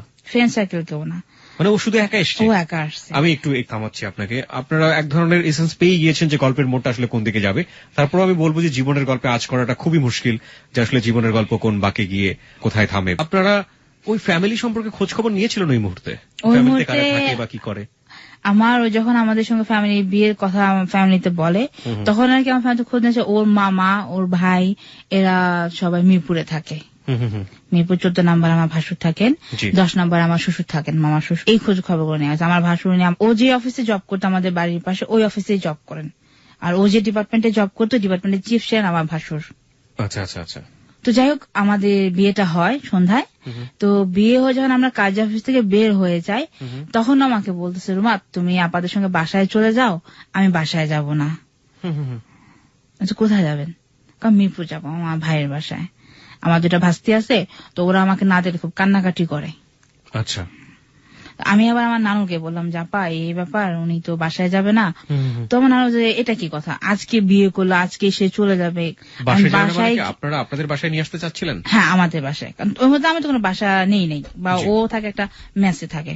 আপা বলছে যে আমি বাসায় গিয়ে জবাব দিব কি, যখন তোমার আমাকে জিজ্ঞেস করবে কি রে মেয়ে বিয়ে দিলি, জামাই কই। তো এটা বলার পরে আমাদের বাসায় যায়, যাওয়ার পরে আমরা মোটামুটি সব আত্মীয় স্বজনই শুনে ফেলে যে রুমা বিয়ে করে ফেলছে। আচ্ছা। রাগ থাকা সত্ত্বেও আমার সব আত্মীয় স্বজন আমাদের বাড়িতে আসে, আইসা সবাই ওকে দেখে, আমরা সবাই সালাম টালাম করি, আমার নানুকে মামি থেকে সালাম করে সবাই দোয়া করে আমাদেরকে। যাক, ওই রাতে আমরা আমাদের বাসায় থাকি। একটা পর্যায়ে কথায় কথায় আমার মা বললো যে বাবা, কোনোদিন আমার মেয়েকে তুমি ফেলো না, কারণ ওর কিন্তু বাবা নাই, এখন তুমি ওকে বিয়ে করছো, তুমি ওর সব। তখন আমার মাকে উত্তর দিল কি যে মা, আমাদের ফ্যামিলিতে 2টা বিয়ে নেই কারো, আমাদের সবাই একটা করে বউ, আমারও বউ একটা, আপনি এটাই থাকতে পারেন। মানে সবুজ যাকে আপনি বিয়ে করলেন, আপনার জামাই সেটা বললো, মাকে কথা বললো। তো আমার মা এই কথা শুনে খুব খুশি হলো। তো যাই হোক, আমাদের বিয়ের দিন থেকে শুরু করে বিয়ের 5 দিন 6 দিন খুব ভালো সময় যাচ্ছে। এর মধ্যে একটা ব্যাপার, যেটা আমি সব সময় চোখে কাজল পরি, খুব মোটা করে টান করে কাজল পরি। তো বিয়ের 2-3 দিন আমি কাজল পরি নাই। বিয়ের পরে একদিন সকালে আমাকে মুখে থেকে তাকায় আছে, তো বললাম যে কি ব্যাপার, কি দেখতেছো? আপনাদের ওখানে থাকতো ছেলেটা? হ্যাঁ, আমাদের বাসায় থাকতো। তো আমি কি দেখতেছি ভাবে, একটা ব্যাপার যেটা যে তোর মুখে একটা জিনিস নাই। আমার মুখে একটা জিনিস নাই, আমার মুখে এক্সট্রা কি আছে? একটা কাজ কর, তো তুই আয়নার সামনে দাঁড়া। আমি আয়নার সামনে দাঁড়া, কি আমার তো এক্সট্রা কিছু না। বিয়ের পর দিন থেকে সে আমাকে তুই করে বলে। আগে কি বলতো? আপনি? আগে তুমি বলতো। ওকে, তুই করে কেন বলতো? তুইটা নাকি এটা ওদের দেশের একটা আপন ভাষা। কোন দেশে ছিল? ওদের বাড়ি ছিল ফেনীতে। ফেনীতে? ওকে। তো ওদের এলাকায় নাকি বউকে সবাই তুই বলে ডাকে। হ্যাঁ, তো ইয়া তো আমাকে তুই বলে ডাকতো। আপনার অস্বস্তি লাগতো না? খুব বিরক্ত লাগতো। প্রথম কয়েকদিন খুব ঝগড়া করছি আমি। পরে আমার মামা যে নানুটা ছিল আমাদের বিয়েতে, উনি আর ওনার হাজবেন্ড, ও আমার নানা ভাই, এরা দুজন আমাকে বোঝাইছে। আমার নানু যখন বুঝাইছে আমাকে, তো আমি বুঝে নিছি, আমি আর মন খারাপ করি না। তো হয়েছে স্যার, এখানে আমাদের আর বিয়ের পর দিন থেকেই ও খুব তাড়াতাড়ি বাসায় চলে আসতো। আমরা দুজন একসঙ্গে ঘুরতাম, আমাকে নিয়ে প্রতিদিন রাত্রে বের হতো ঘুরতে। চমৎকার। চল আমরা ঘুরে আসি। তো একটা রিক্সা নিলাম, রিক্সা নিয়ে দেখা যেত 2 ঘন্টা 3 ঘন্টা আমরা টোটাল ঢাকা শহরটা ঘুরতাম। মাঝে মধ্যে একটা চার দোকানে থামতাম, রাস্তায় দাঁড়ায় 2 কাপ চা খেতাম, আবার ঘুরতাম, আবার যেতাম ফুচকা, কোথায় ফুচকা গাড়িটা দেখলে ওইখানে আবার দাঁড়াতাম, ওইখানে আবার ফুচকা খেতাম। ওগুলো করতে করতে করতে ঘুরে 2-3 ঘন্টা রাত্রে 12টা 1টা দিকে দুজন বাসায় ফিরতাম। তো যেটা ওই আয়নার সামনে দাঁড়ানোর পরে ও আমাকে বলছে যে তুমি কাজল পড়ো না। আমি না, আমি কাজল পড়ি নাই। দেখ, এই জন্যই তোকে মরা মরা লাগে। এটা আবার কি? হ্যাঁ, তুই চোখ কাজল না পড়লে তোকে মনে হয় যে ওই মরা মরা মানুষগুলো যেমন ওরকম দেখা যায়। তো ও যেটা করতো, ওই দিন থেকে যতদিন আমি ওর কাছে ছিলাম, প্রতিদিন সকালে সে ঘুম থেকে উঠেই কাজল নিয়ে দাঁড়ায় থাকতো আয়নার সামনে। এটা ছিল খুব একটা ভালো ইয়া, কাজল দিয়ে তুমি অন্য কাজ করো। চমৎকার। আমি প্রতিদিন সকালে চোখে কাজল পড়তাম, গোসল করে এসে চোখে কাজল পড়তাম। এখনো কাজল পড়ে আছেন? হ্যাঁ, আমি এখনো কাজলটা পড়ছি। খুব ভালো লাগতো এই দিনগুলো, যে একজন লোক আমার জন্য কাজল নিয়ে দাঁড়ায় থাকে, যেটা আমি কোনো কল্পনা করি নাই। সবার কাছে বলতাম, বিশেষ করে মামিকে বেশি করে বলতাম, কারণ মামির সঙ্গে আমার খুব ফ্রেন্ডলি একটা সম্পর্ক ছিল।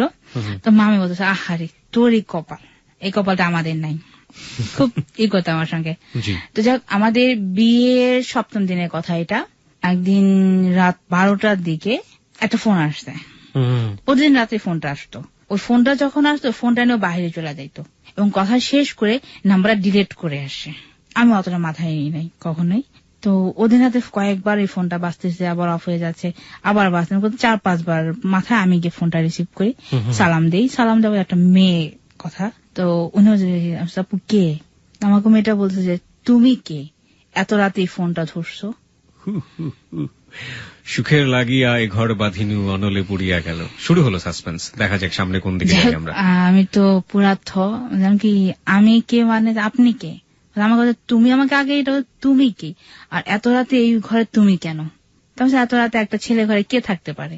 এই বাড়িতে কেউ থাকে না। তুমি তোর বোন না, তুমি কে? আমি ওর বোন না, কিন্তু আমি ওর বউ। ও আমাকে বিয়ে করছে। তোমাকে বিয়ে করছে? ওর তো বিয়ে হবে আমার সাথে। ওকে, মেয়েটা সরাসরি আমাকে বলছে। প্রিয় শ্রোতা, একটা জিনিস একটু লক্ষ্য করার মতো, দেখবেন যে একটা ছেলে এক সপ্তাহের মধ্যে একটা মেয়ের জন্য ক্রেজি হয়ে গিয়েছে, রাস্তাঘাটে মরতে গিয়েছে, এবং সেই মেয়েটা তার ফ্যামিলিকে জানিয়ে কোনো না কোনো ভাবেই হোক এই ছেলেটাকে বিয়ে করে ফেলেছে। এবং আমরা কিন্তু এখন আবিষ্কার করতে পারিনি এই ছেলের পার্টটা, বিশেষ করে সবুজের পার্টটা, যে এক সপ্তাহের মধ্যে সে কেন এরকম একটা মেয়েকে ভালো করে বুঝেই না, জানেই না, সেরকম একটা মেয়ের জন্য রাস্তায় চলে গেল মরতে এবং তাকে বিয়ে করতে, শেষ পর্যন্ত মেয়েটাকে বিয়ে করেই ছাড়লো। আমরা ঘটনার প্রাসঙ্গিকতায় এটাও মোটামুটি আবিষ্কার করার চেষ্টা করবো যে আসলে সবুজ কেন এই কাজটি করলো। ওকে, তারপর? তো ওই মেয়েটার সঙ্গে আর কি তখন আমার এক কথা থেকে কথা অনেকটা তর্ক বিতর্ক হয়। পরে আমি বলছি, আপা আমি এখন ফোনটা রাখি, সবুজ আসলেও আপনাকে ফোন করবে, আপনি ওর সঙ্গে কথা বললেন, আমি ফোনটা রেখে দিই। তো ঘরে আসা বলছে যে তুমি কার সঙ্গে কথা বলছিস? তোমার একটা ফোন আসছিল হাসিনা আপাকে, তুমি একটু ওনাকে ফোন দাও। জি। তুই ফোনটা ধরছিস? আমি হ্যাঁ ফোনটা আমি ধরছি। আমি বলছি তুমি ওয়াশরুমে আসো, তুমি এসে ফোন করবা তাকে। তার কিছু বলিস নাই? বলছে না আমি আর কিছু বলি নাই। আমাকে জিজ্ঞেস আমি কে? আমি সবুজের ওয়াইফ, এই কথা আমি তাকে বলছি। তো যাই হোক, ও মেয়েটাকে ফোন দিল, ফোন দিয়ে সে বাহিরে চলে যাবে ফোনটা নিয়ে। বাহিরে যাও তাকে, তুমি ঘরে বসে কথা বলো। তো মেয়েটাকে ও ফোন দিল, ফোন দিয়ে আর কি ও আপনি করে বলতেছে। তো ওর ফোনে স্পিকারটা একটু ভলিউমটা দেওয়া ছিল অনেক বেশি। তো ওরা যে ওই মেয়েটা যে ওকে যে খুব গালমন্দ করতেছে, তুই বললে ই করতেছে, এটা আমি শুনতেছি। আমি ওকে বললাম তুমি ফোনটা একটু আউট স্পিকার দাও তো, আমার কথাগুলো শুনি। তো ও ফোনটা আউট স্পিকার দিল না। আমি কি করলাম, ওর হাত থেকে ফোনটা নিয়ে আউট স্পিকার দিয়ে দিলাম। তো সেটা ওকে বলতেছে যে তুই আমার সঙ্গে চিটারি করলি কেন? তুই আমাকে বলি বিয়ে করবি, আমার ফ্যামিলির কাছে তুই বললি তুই আমাকে বিয়ে করবি, তুই আমাকে বিয়ে না আরেকটা মেয়েকে তুই কেন বিয়ে করলি? কালকে সকালে আমার মামা যাবে তোর অফিসে, আমার মামা গিয়ে তোর সঙ্গে কথা বলবে, তোকে যা কিছু করে আমার মামা করবে। ও বললো কি, ও মেয়েটাকে বলছে আচ্ছা আপা আমি এখন রাখতেছি, আমি সকাল অফিসে গিয়ে আপনাকে ফোন করবো। এটা বলে ফোনটা রেখে দিয়েছে। রেখে দিয়ে আমাকে বলছে কি ব্যাপার, তুই এই ফোনটা ধরলি কেন? আমি যে ফোনটা বারবার বাজতেছে, তুমি নাই, এই জন্য আমি ফোনটা ধরছি, আমার কোনো অন্যায় তো নাই। তো আমাকে বলছে ফোনটা বাজবে, তুই ধরলি কেন? আমি ফোনটা বাজবে ধরলি কেন? আমি তো তোমাকে বলে দিয়েছেন যে ফোনটা আমি কেন ধরছি। তো এক কথা দুই কথা ওর সঙ্গে আমার খুব একটু কথা কাটাকাটি হয়। এক পর্যায়ে কি করলো, ও আমাকে ধাক্কা দিয়ে খাটে ফেলে দিল। ওকে। ওর পরনে যে বেল্ট ছিল, বেল্টটা খুলে নিয়ে আমার গায়ের মধ্যে কতগুলো বাড়ি দিয়ে দিল। তোর জন্য আমাকে কালকে সকাল অফিস থেকে অপমান হওয়া লাগবে, তুই ফোনটা কেন ধরলি? অফিসে কি ছিল মেয়েটার? ওই অফিসের উপরে আর একটা অফিস ছিল, ওই অফিসের ডাইরেক্টর ছিল মেয়েটার মামা। আচ্ছা, তো ও যে অফিসে কাজটা করতো সেই অফিসের সাথে উপরের অফিসের কোন রিলেশন ছিল? হ্যাঁ, রিলেশন ছিল। ওকে, রিলেশন ছিল। ওই মেয়েটা ওই মামার কাছে যেত, তো ইয়াতে আগে ওদের কোনো না কোনো ভাবে পরিচয় হয়েছে এটা আর কি। ওকে। তো যাই হোক, আমি তো জীবনে কোনোদিন মার খাই নাই। বিয়ের কতদিন পর এটা? বিয়ের 7 দিন। বিয়ের 7 দিন পরে আপনার সাথে এই ধরনের ব্যবহার, এবং আপনাদের বাড়িতে? আমাদের বাড়িতে। তো আমি আর কি রাত্রে ওর সঙ্গে আর শুবো না, তাই আমার বোনের সঙ্গে আমি শুবো, আমার বোনের কাছে। তুমি এখানে থাকো, আমি ওই রুমে গিয়ে আমি আপার সঙ্গে ঘুমাবো। এই কথা বলে আমি ঘর থেকে বের হয়ে আমার গেটের সামনে যখন যাই, ও আমার চুলে ধরে আমাকে টেনে নিয়ে আসলো ঘরে, এনে ধাক্কা দিয়ে আমাকে খাটে আবার ফেলে দিল। সবার মধ্যে এরকম করছে? রাত্রে তখন প্রায় 1:30 বাজে। তাহলে তো সবাই জানার কথা, কারণ আপনাদের মধ্যে ধস্তাধস্তি হচ্ছে। আমি কোনো শব্দ করতেছি না, কারণ আমার ফ্যামিলিতে যদি কেউ জানে যে এই একটা ব্যাপার, পুরো ফ্যামিলিতে আগুন ছড়ে যাবে। আবার খাটে ধাক্কা দিয়ে ফেলে দিয়ে আমার ঘরের এক সাইডে ছাতা ছিল আমার ছোট একটা, ওই ছাতা দিয়ে আমাকে কয়েকটা বাড়ি দিল। বাড়ি দেওয়ার পর আমি আর আমার ঘর থেকে বের হয়ে যাই নাই। আমি সারাটা রাত্র আমি কান্না করছি, রাতে আর ঘুমাই নাই। ও কি করলো? ও ঘুমাই আছে। আচ্ছা, এই 7 দিনে আপনারা কি ওর ফ্যামিলির সাথে যোগাযোগ করার চেষ্টা করেছেন? হ্যাঁ, আমার নানু, আমার মা কয়েকবার বলছে তোমার মা বাবাকে ফোন করো। ওর বাবা আবার ব্রেন স্ট্রোক করে প্যারালাইসিস ছিল, কোনো কথা বলতে পারতো না। তো ওই মুহূর্তে উনি খুব অসুস্থ ছিল। তো মা দেখেন আমার বাবার অবস্থা খুবই সিরিয়াস, আমি যখন এই খবরটা নিয়ে কথা বলবো যে ওরকম কোনো পরিবেশ আমার বাড়িতে নাই, আপনি আমাকে কয়েকটা দিন সময় দেন, এটা বলে নিছে আমাদের ফ্যামিলিতে। পরের দিন সকালে আমি আমার নানা বাড়িতে যাই নাস্তা করার জন্য। আমাদের বাড়ি সবাই আমরা আবার একটা এসে যে সকালে যে খাবারটা আমরা সবাই একসঙ্গে বসে খাই। আমি ওখানে খেতে আমার নানু দেখলো যে আমার গায়ে জ্বর। নানু তো মা তুই একটা কাজ কর মা, তুই একটু গোসলটা করে মাথায় একটু পানি দিয়ে তারপর চাটা খা। আমি যখন গোসল করে কাপড় চেঞ্জ করতে যাই, আমার মামি ফলো করছে যে আমার পিঠে অনেকগুলো কালো কালো দাগ। তো মামি মা তোমার পিঠে দাগ কিসে? আমি কই মামি কোন দাগ তো নাই। আমি দেখছি তোমার পিঠে দাগ, তুমি দাগ নাই, দাগ কিসের এগুলো? তো আমি না মামি কোনো দাগ নেই, না মামি দাগ নাই বলে আমি কাপড় পরে ফেলছি। তো মামি আমার নানিকে বলতেছে মা আপনি দেখান তোর পিঠে দাগ কিসের, পিঠে দাগ কিসের? হ্যাঁ, নানু দেখলো যে ওই যেই বাড়িটা একটু জোরে পড়ছে ওই বাড়িটা কেটে পেকে গেছে, সাদা হয়ে গেছে। তো নানি বলছে এটা তো বেল্টের বাড়ি, তোকে কে পিটেছে বেল্ট দিয়ে? তো তখন আর আমি কান্নাও আটকে রাখতে পারি না, নানি আমি কেঁদে ফেলছি ওই জায়গায়। নানিকে বললাম, মামিকে বললাম যে এই ঘটনা, ও কাকড়াটা আমাকে এভাবে মারছে। আমার নানু তো পুরো আগুন হয়ে গেছে, আমার মামার সবাই খেপে গেছে ওর উপরে। আমার মা নানু সবাই ওকে রাতে ডাক দিল আমাদের বাসায়। তো মামা নানা বাড়িতে গেল, মামার কাছে গেল। মামা জিজ্ঞেস করে, দেখেন আপনাদের বিয়ে হয়েছে মাত্র 7 দিন, এখনো বিয়ের গন্ধ যায় না শরীর থেকে, আপনি এখনই মেয়েটাকে মারলেন। তখন মামা, আমি তো অফিসে একটু সমস্যা হয়েছিল, তো আমার মাথা ঠিক ছিল না, আমি জন্য মারছি, এবারের মতো আপনি আমাকে মাফ করে দেন, আমি আর কোনোদিন ওকে মারবো না। এই কথা বলে আমার মামার কাছে চলে আসছে। তো মামা বলছে ঠিক আছে জানি শেষবার। আমিও বললাম যে মামা থাক, এই ব্যাপারটা না কোনো ঘাটাঘাটি করার দরকার নাই, সে যদি স্যালেন্ডার করছে তাকে কিছু বললেন না।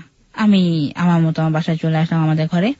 তো ওদিন রাতে আমি ওর সঙ্গে কোনো কথা বলি নাই, আমি আমার মতো ঘুমাই আসি। পরের দিন সে অফিসে চলে গেছে।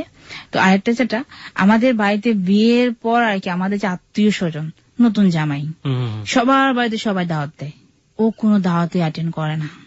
সবাই রান্না করে বসে থাকে, খাবার নষ্ট হয়ে যায়, রাত 1টা-2টা বাজে ওই লোক আসে না। তো এরকম আমার সবাই আর কি আমার উপরে ফ্যাটা, পারিবারিক ভাবে একটা কালার হয়ে যাচ্ছে আর কি। তখন কেউ দেখি আমার সঙ্গে কেউ ভালো করে কথা বলে না, যে তুই এটা কি করলি, তুই কি সমাজ ছাড়া, না তুই আমাদের ফ্যামিলি ছাড়া, তো জামাই এটা কি, তো জামাই কেউ দাওয়াত দিলে আসে না, কারো কাছে যায় না, এটা কি, আমরা তো এমন তো জামাই চাই নাই। তো যাই হোক, লাস্টে আমার ভাবি ওনার ছেলে মুসলমানি করাইছে, তো উনি দাওয়াত দিয়ে গেছে বাসায়, বলে সবুজ এটাই তোমার শেষ দাওয়াত, যদি আমাদের বাড়িতে তুমি না যাও আর কোনোদিন কোনো বাড়িতে উঠতে পারবা না।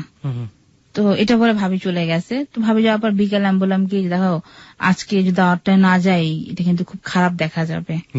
2 দিন পর আমি কথাটা বলি, তো বলে তুমি রেডি হয়ে থাকো, আমি সন্ধ্যা এসে তোমাকে নিয়ে যাবো। তা আমি সন্ধ্যা এসে আমাকে নিয়ে যাবে, সন্ধ্যা থেকে আমি রেডি হয়ে বসে আছি। আমাদের বাড়ির সবাই দাওয়াতে চলে গেছে, আমি যাইনি। রাত 10টা বাজে আমি ওকে ফোন দেই, আমার আরেকটু দেরি হবে, তুমি থাকো আমি আসতেছি, না তুমি বাসায় চলে যাও আমি আসতেছি। আমি ওর বাসায় যাই না, আমি ও আসলাম, না তুমি আসো একসঙ্গে যাবো, আমার 1/2 ঘন্টা সময় লাগবে আসতে। আমার মা মামিরা সবাই তো দাওয়াত থেকে আইসা আমাকে যেভাবে পারছে আমার সঙ্গে বকাবদ্ধ রাগারাগি করে গেল ওর ব্যাপারটা নিয়ে।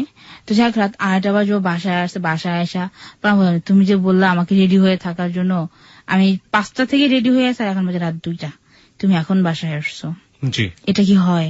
ও আমাকে একটা কথা বলছে, আমার ভাল লাগলে যাবো, ভাল লাগলে যাবো না, এক কথা বারবার বলবি না। ও একটা পার্সোনাল লাইফ ছিল, যে পার্সোনাল লাইফে ও হ্যাপি ছিল না কোনো না কোনো ভাবেই। আমরা ওর কথা শুনে বুঝতে পারছি, ওর অ্যাটিটিউড শুনে বুঝতে পারছি যে ওর একটা ব্যক্তিগত জীবন ছিল, সেই ব্যক্তিগত জীবন সম্পর্কে আপনি তখনও স্পষ্ট করে কোনো কিছু জানেন না, একটু একটু আঁচ পাচ্ছেন, কিন্তু সেই ব্যক্তিগত জীবনে ও একেবারেই হ্যাপি না। ওকে, তারপর তো যাক ওই তখন ওই এক কথা 2 কথা ও আমাকে কি করে ঠাস ঠাস করে 2টা থাপ্পড় দিল 2 গালে, আমার গালাতে থাপ্পড় দিল। তখন আমি খুব কান্না করতাম, বললাম কি তুমি এসব কি শুরু করছো, তুমি বিয়ের কয়দিন তুমি ওদিন আমাকে মারলা, আজকেও আমাকে মারলা, কোন একটা ফ্যামিলি কারোর সময় তোমার জন্য মুখ দেখাইতে পারি না, আমি তো এমন না। 2টা নাতিন আমাদের বাড়ির, আমরা সবাই আমাদেরকে মাথায় করে রাখে, আমাদের নাতিন জামাই বলতে কি আমাদের বাড়ির সবার কাছে এটা একটা মাথার মনি মনে হয়, নাতিন জামাইকে তারা এত আদর করে, আর সেখানে তুমি কারোর সামনে ফেস হও না, সমস্যাটা কোথায়? যখন প্রবলেম থাকে আমাকে বলো। ওদিন হয়তো আমাকে মারছে, আমি ওরা কিছু বই নাই, আমি পরের দিন সকালে আমার মামির কাছে আমি বললাম যে মামি ও তো গতকালকেও আমাকে মারছে। তা মামি শুনে নিজে একা খুব কথা রাগারাগি করলো আমার সঙ্গে, রাগ করে আবার আমাকে বললো কি রুমা সব থেকে ভালো হয় তুমি একটা কাজ করো, তুমি দূরে চলে যাও। কারণ কি যে দেখা যাবে যে 1 দিন 2 দিন 3 দিন তোমার নানি তোমার মামা এরা কেউ শুনবে যে তোমার গায়ে হাত তুলছে, তোমার এরা সবাই খেপে যাবে, তখন হবে কি যে শ্বশুর জামাইয়ের মধ্যে একটা হাতাহাতি হবে, মানুষ হাসবে তখন শুনলে এটা। তো যাই হোক আমার মামি সবার কাছে বললো যে রুমাকে কিছু পানি যা কিনে দাও, ও আলাদা ঘর নিয়ে থাকুক, বাড়িতে রাখার দরকার নেই, মেয়ে বিয়ে দূরে রাখাটাই ভালো। মামি আর ওই কথাটা বলে না যে কেন চলে যাচ্ছে, ফ্যামিলি থেকে ফার্স্টে কেউ রাজি হয় না, মামা রাজি হয় না, পরে মামির কথাতে সবাই রাজি হয়েছে, ঠিক আছে ও আলাদা বাসা নেই। তো তখন আমি আলাদা বাসা নেই, আমরা 1 রুমের একটা বাসা ভাড়া নেই, মার্চের 1 তারিখ আমরা বাড্ডা গিয়ে উঠি। নতুন বাসা ওঠার পরে 5-6 দিন আবার সে খুবই ভালো, সেম আগের মতো, খুব তাড়াতাড়ি বাসায় চলে আসে, আমাকে নিয়ে ঘুরতে যায়, 1 প্লেটে ভাত নেয়, ও নিজেও খায়, আমাকেও খাইয়ে দেয়, মানে একটা জায়গার একটা চেঞ্জ পেলেন। হ্যাঁ, এর মধ্যে যেটা হয়, আমি আমার বিয়ের 1 মাস পরে আমার বাচ্চা কনসেপ্ট করে। 1 মাস পরে? 1 মাস পরে। ওকে। তো বাচ্চা কনসেপ্ট। তখন কি আপনি জবটা করছেন না ছেড়ে দিয়েছেন? আমি জব করি তখন। তখনও জব করছেন? হ্যাঁ। বাচ্চা যখন কনসেপ্ট হয় তখন আমি মামিকে বলি ফার্স্ট, মামি আমার মা নানু সবাইকে বলে, সবাই খুশি এটা শুনে। তবে নানু ওকে ফোন দিয়ে বললো যে ওর মার বাচ্চা কনসেপ্ট করছে, ও মা নানা বাড়ি। 1 মাসের মধ্যে আপনাদের তখনও ওই ছেলের ফ্যামিলি সম্পর্কে আপনারা জানেন না, যোগাযোগ করেননি? না, আমাদের বাড়ি থেকে ওকে বলা হচ্ছে যোগাযোগ করানোর জন্য, ও করাই দিচ্ছে না। এটাই আর কি। বাসায় গিয়ে যাওয়ার পর ও আমাকে জিজ্ঞেস করে যে নানি একটা কথা বলো, এটা কি সত্যি? আমি বলছি হ্যাঁ এটা সত্যি। তো আমি একটা দেখলাম যে একটা মানুষ যখন এই কথাটা শুনে সবার মুখে একটা হাসি উজ্জ্বলতা থাকে, আর ওর মুখটা জানি কেমন কালো করে ফেললো, চুপসে গেল। তোমার কি ব্যাপার, তোমার কোনো সমস্যা? বলছে না সমস্যা না, আবার সমস্যা। বলছি যেমন? দেখ এখন আমার উপর আমার সংসারটা চলে, আমার বাবার অবস্থা খুবই খারাপ, আমার স্যালারিটা এখান থেকে বেশি নেই, এই মুহূর্তে বাচ্চাটা নেই আগে ঠিক, বাচ্চাটা আমরা আরো পরে নেই। তুমি কি করতে চাচ্ছ? তুই এটা নষ্ট করে ফেল। আমি তো মনে হয় আমার মাথায় আকাশ ভেঙে পড়ছে। এটা কি বলে সে আমাকে? প্রবলেমটা তো আসলে কোনো জায়গায় ছিল না আপনাদের, আপনি জব করেন সেও জব করে, আপনারা দুজনেই সচ্ছল। তো যাক আমি আমার ফ্যামিলিতে বললাম, আমার নানু পরের দিন ওকে ঢাকায় নিয়ে গেল আমাদের বাড়িতে। তো একই ভাবে আমার মা আমার নানিকে সে বুঝাইতেছে। তো আমার নানি বলে দেখ তোর যদি বাচ্চা পালতে সমস্যাই হয় তাতে একটা কাজ করে বাচ্চার ডেলিভারি হওয়ার পরে আমাদেরকে দিয়ে দিস, আমরা ওকে লালন পালন করে যখন বড় হবে তখন আমি তোর হাতে দিয়ে দেবো, রাইট? কিন্তু বাচ্চা নষ্ট করা যাবে না, আর এটা ওর প্রথম বাচ্চা, এটা তো অসম্ভব। তখন নানি মামি আমাকে বলছে খবরদার কোনোভাবে যেন আমরা না শুনে তুমি বাচ্চা নষ্ট করছো, তাহলে কিন্তু ফ্যামিলি থেকে একদম বের হয়ে যাবা তুমি, যে এই কাজটা করো। তা আমি তো আমার জায়গায় অনর, যেহেতু আমার সাপোর্টে আছে আমার ফ্যামিলি। তো যাই হোক, তার আগের দিন আমি একটু বৃষ্টিতে ভিজছি, তো বৃষ্টিতে ভিজলে আমার একটু জ্বর আসে, জ্বর নিয়ে আমাদের বাড়িতে যাই। মা বলতে থাকার জন্য, তো বলছে মা থাকার দরকার নাই, ও তো শরীরটাও ভালো না, তো আমরা আজকে চলে যাই, আমরা অন্য একদিন এসে থাকবো। এই কথা বলে আমাকে নিয়ে আসলো, আর আমরা বাসায় গেলাম। বাসায় যাওয়ার পর আমাকে ঘরে রেখে বললো তুমি ঘরে বস, আমি তোর জন্য ওষুধ নিয়ে আসি। আমি ঘরে শুয়ে আসি, ও ওষুধ নিয়ে আসলো, দুধ পাউরুটি নিয়ে আসলো, ও নিজের হাতে দুধটা গরম করলো, দুধটা গরম করে আমাকে দুধ আর রুটি খাওয়া দিল। তো আমি গরম পানি খাই না, গরম পানিতে আমার অ্যালার্জি হয়, তো আমাকে গরম পানিতে বলছে যে পানিটা খা আর ওষুধটা খা। আমি তো গরম পানি খাই না, আমাকে ঠান্ডা পানি তো। না ঠান্ডা পানি, ডাক্তার বলছে যে তোর ঠান্ডা জ্বর তো গরম পানিতে ওষুধটা খাওয়া লাগবে। আমি ওষুধটা খাই, তো জ্বর ওষুধ নিয়ে আসছে আমার জন্য। খাওয়া 2-3 দিন পরে আমি আমার শরীরে একটু পরিবর্তন দেখি। তোদের সঙ্গে সঙ্গে মামিকে আমি ফোন করি, মামি আমার তো এই প্রবলেম হচ্ছে, আমার যেন এখন কেমন লাগতেছে। তো মামি তুমি বাসায় চলে আসো। তো এর মধ্যে যেটা আমার মামা মামি আমার ফ্যামিলি যখন বাচ্চাটা নষ্ট করতে না করলো, তখন থেকেও আমাকে আমাদের বাড়িতে যেতে দেয় না। আর কি বাড়ি বলতে আমার মার কাছে, ও যেতে দেয় না আমাকে, একদম নিষেধ। বাড়িতে যাবা না এই সময়? কোথাও যাবা না। 3 দিন পরে আপনি খারাপ ফিল করছিলেন? 3 দিন আগে না? 3 দিন আগে না, আমাকে একদম টোটালি নিষেধ, তুমি টিভি গেট যাবা না, যদি আমার কথা বাইরে তুই টিভি গেট যাস তখন তালাক হয়ে যাবে। এই ধরনের কথা বলতাম, এই কথা আমাকে বলে গেছে। ওকে। তখন আমার মামি যখন আমাকে বলছে আমি চলে গেছি, ওকে ওদের না কিছু বলি নাই। তো যাওয়ার পর মামি বলে তোমার জামাইকে তোমার কোনো ওষুধ খাইতে দিচ্ছে? আমি হ্যাঁ, যাওয়ার পর তো আমাকে জ্বর ওষুধ দিচ্ছে। কি ওষুধ? আমি খামটা তো বাসায় আছে। তো যাই হোক, আমি ওই রাত্রে আবার বাসায় যখন যাই, বাসায় গিয়ে আমার মামিকে আমি ফোনে নামটা বলি যে আমাকে এই ওষুধটা খাইতে দিচ্ছে। তখন আমি বলি মা তোর তো সর্বনাশ করে ফেলছে। মামি কিভাবে বুঝলো যেটা? আমার মামি তো একজন ম্যারিড পারসন, তার একটা কখনো অ্যাভয়েড করেছিল ওই ওষুধটা, উনি 2-1 বার খাইছে। ওকে। তো যাই হোক, উনি দেখো মা তোমার তো সর্বনাশ হয়েছে। কি সর্বনাশ? তোমার তো বাচ্চা নষ্ট হয়ে গেছে। যখন আমি এই কথাটা শুনছি আমার তো মনে হয় যে দুনিয়াতে নাই, এটা কি? তো ওই দিন রাতে আমি খুব কান্নাকাটি করতেছি, ও বাসায় আসছে অফিস থেকে, তখন যে তোর কি হয়েছে? আমি কোনো কথা বলি না। তো যখন হাত পা ধুয়ে ফ্রেশ হয়ে বিছানায় বসে, কে তোর কি হয়েছে? আমার কি হয়েছে তুমি তো খুব ভালো করে জানো যে আমার কি হয়েছে। এতটুকু বিশ্বাস তোমাকে আমি করি, আমার জীবনে ফার্স্ট একটা সম্পদ, তুমি এটা কিভাবে নষ্ট করলা? যখন আমি কথা ওকে বলছি ও বুঝতে পারছে, ও বুঝে আমার কাছ থেকে সরে গেছে, সঙ্গে সঙ্গে আমার কাছে আর নাই, বাইরে চলে গেছে। কথা পর ঘুরে এসে বলতে চলে দেখ আল্লাহ যা করে ভালোর জন্য করে। আল্লাহ যা করে ভালোর জন্য করে মানে এটা কি ভালো? তুমি কাজটা করলা কেন? এক কথায় ওর সঙ্গে আমার খুব তর্ক হয় বিরাট। তো তর্ক হলো ওদিন আর আমাকে গায়ে হাত তোলে না। তো পরের দিন সকালে ওর ভাবি ফোন করছে, যে মিরপুর 14 নাম্বার আমার ভাসুর থাকেন, তার ওয়াইফ নাগেল ভাবি। ফোনটা আমি ধরছি, তো আমি ধরার পর ভাবি আমাকে খুব গালিগালাজ করতেছে, আপনার দেবরের সঙ্গে আপনি কথা বলেন তো ভালো কথা, তার সঙ্গে আপনি কথা, আপনি আমাকে বকাবাদ্য করতেছেন কেন? তো যাক, এক কথা 2 কথা, আমার ওই জালের ফোনটা ধরা নিয়ে ওর সঙ্গে আমার খুব ঝগড়া হয়। তখন ও আমাকে প্রচুর মারছে। আমাদের বাড়িতে যে একটা জাম গাছ ছিল, জাম গাছের ডাল ভেঙে ওই ডাল দিয়ে আমাকে সে পিটাইছে। কে মারধর করে ঘরে ফেলে রাখা, সে শার্ট প্যান্ট পরে সে চলে গেছে ঘর থেকে। এদিকে আমার ঘরে যে বাজার সদাই কিচ্ছু নাই, ওদিকে তার কোনো খেয়াল নাই। এখন আমি আমার মার বাড়িতেও যাইতে পারি না, যদি ওর কথা ছাড়া আমি টিভি গেট যাই আমি তালাক হয়ে যাবো ওর কাছ থেকে। এই একটা কথা ছাড়া আমি টিভি গেট যাইতে পারি না। TV gate Mohakhali TV gate যেটা। যাই হোক, আমি ওই রাস্তায় দাঁড়ায় থাকি তখন দিনের বেলা, কারণ আমাদের মহল্লা অনেকগুলো ফেরিওয়ালা দেখতাম যারা এদিকে এসে ফেরি করতো। তো যাক, আমি একটা ফেরিওয়ালাকে পাইলাম, কাকা আপনি একটু আমার মামিকে গিয়ে বলেন বা আমার নানিকে বলেন যে রুমা বসে যে বাড্ডায় যাওয়ার জন্য কাউকে। তো উনি গিয়ে আমার বাড়িতে খবর দেয়। তো তখন আর কি আমার বাসা থেকে সবাই আসে, তো আসে দেখা যায় আমি বিছানায় শুয়ে কান্নাকাটি। তো আমার নানি দেখলো যে ঘরে কোনো রান্না বান্না নাই, তো আমার নানি বুঝতে পারছে যে ঘরে কি চলতেছে।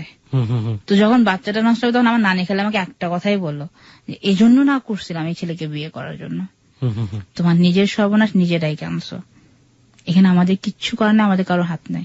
তো যাই হোক, ওদিন আমার ফ্যামিলি দেখে আমার নানুরা দেখে চলে গেল, বাসায় বাজার সদাই করে দিয়ে গেল। মিরপুর থেকে 3 দিন পরে বাসায় আসছে। বাসায় আসার পর 3 দিন কোথায় ছিল, তো আমাকে কোনো উত্তর দেয় না। যাক, আমি জিজ্ঞেস করি না, দরকার নেই। 3-4 দিন আমি এভাবেই ছিলাম, ও ওইভাবেই ছিল, ওর মতো আমার মতো আমি।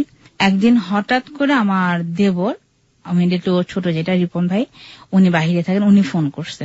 ফোনটা ধরছে, বলছি একটু সবুজ ভাইকে দেন। তা আমি ওকে ফোনটা দিলাম, দেওয়ার পর কথা বলতেছে বাহিরে গিয়ে।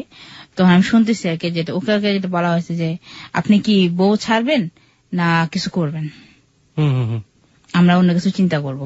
তো বলছে দেখ, আমি যা করে তো করে ফেলছি, তুই দেশে আস, তুই দেশে তুই বিয়ে কর, তুই বিয়ে করে তুই বাবা মার সঙ্গে থাক, আমি বাড়িতে যাব না। কথাবার্তা বলে ঘরে আসলো, আমি ওকে ভাত খেতে দিলাম। সকাল টাইমটা তো ভাতটাই খাই বেশি, যে আমার ইয়াতে দুজন তো একসঙ্গে নাস্তা খাই প্রতিদিন, একই প্লেটে ভাত খাই, তো ওই দিনও সেম একই হবে। তো ওকে যখন আমি খাবারটা দিলাম, ও কি করলো, ওই খাবারটা একা একাই খেলো। ওই দিন আমাকে বললো না যে ভাত খা, আমি আর সারাদিন রাগ করে ভাত খাই নাই। তো রাতে যখন সে বাসায় আসছে, বাসায় দেখতাম মুখটা একটু অন্যরকম। তো আমি কি ভাবো, শরীর কি অসুস্থ, কিছু হয়েছে? আমাকে কিছু বলে নাই। ফ্রেশ হয়ে আসার পরে ঘরের মধ্যে বসে আসতাম, কিছু হয়েছে তোমার, হলে আমাকে বলো কি হয়েছে। তো বললো কি যে তোরে বিয়ে করে আমি সব থেকে বড় ভুল করছে। এটা কেমন কথা, আমি তো তোমাকে ইচ্ছে করে বিয়ে করি নাই, এই বিয়েটা তো তোমার জন্য হয়েছে, আর তুমি যে কি করে বিয়েটা করছো তুমি তো জানো সেটা, আর আমি তো আমার ফ্যামিলির কথা বলেই নিচ্ছি তোমাকে, এখন এগুলো কেন? তো এক পর্যায়ে যাক, ও আমাকে অনেক খোঁটা দিল, আমার এখানে বিয়ে করে ও কোনো কিছু পায় নাই, ও সব থেকে বঞ্চিত হয়ে গেছে, ওর কোনো সকাল রাত পূরণ হয় না। তো আমি কাঁদতে কাঁদতে আমি শুয়ে পড়ছি, যে এত কিছু বললো, আমার কাছে খুব খারাপ লাগছে। তো পরের দিন সকালে যেটা, ওর হাতের একটা ঘড়ি ছিল, তো ঘড়ির বেল্ট ছিঁড়ে গেছে, এটা আমি জানি না যে ওর ঘড়ির বেল্ট ছেঁড়া।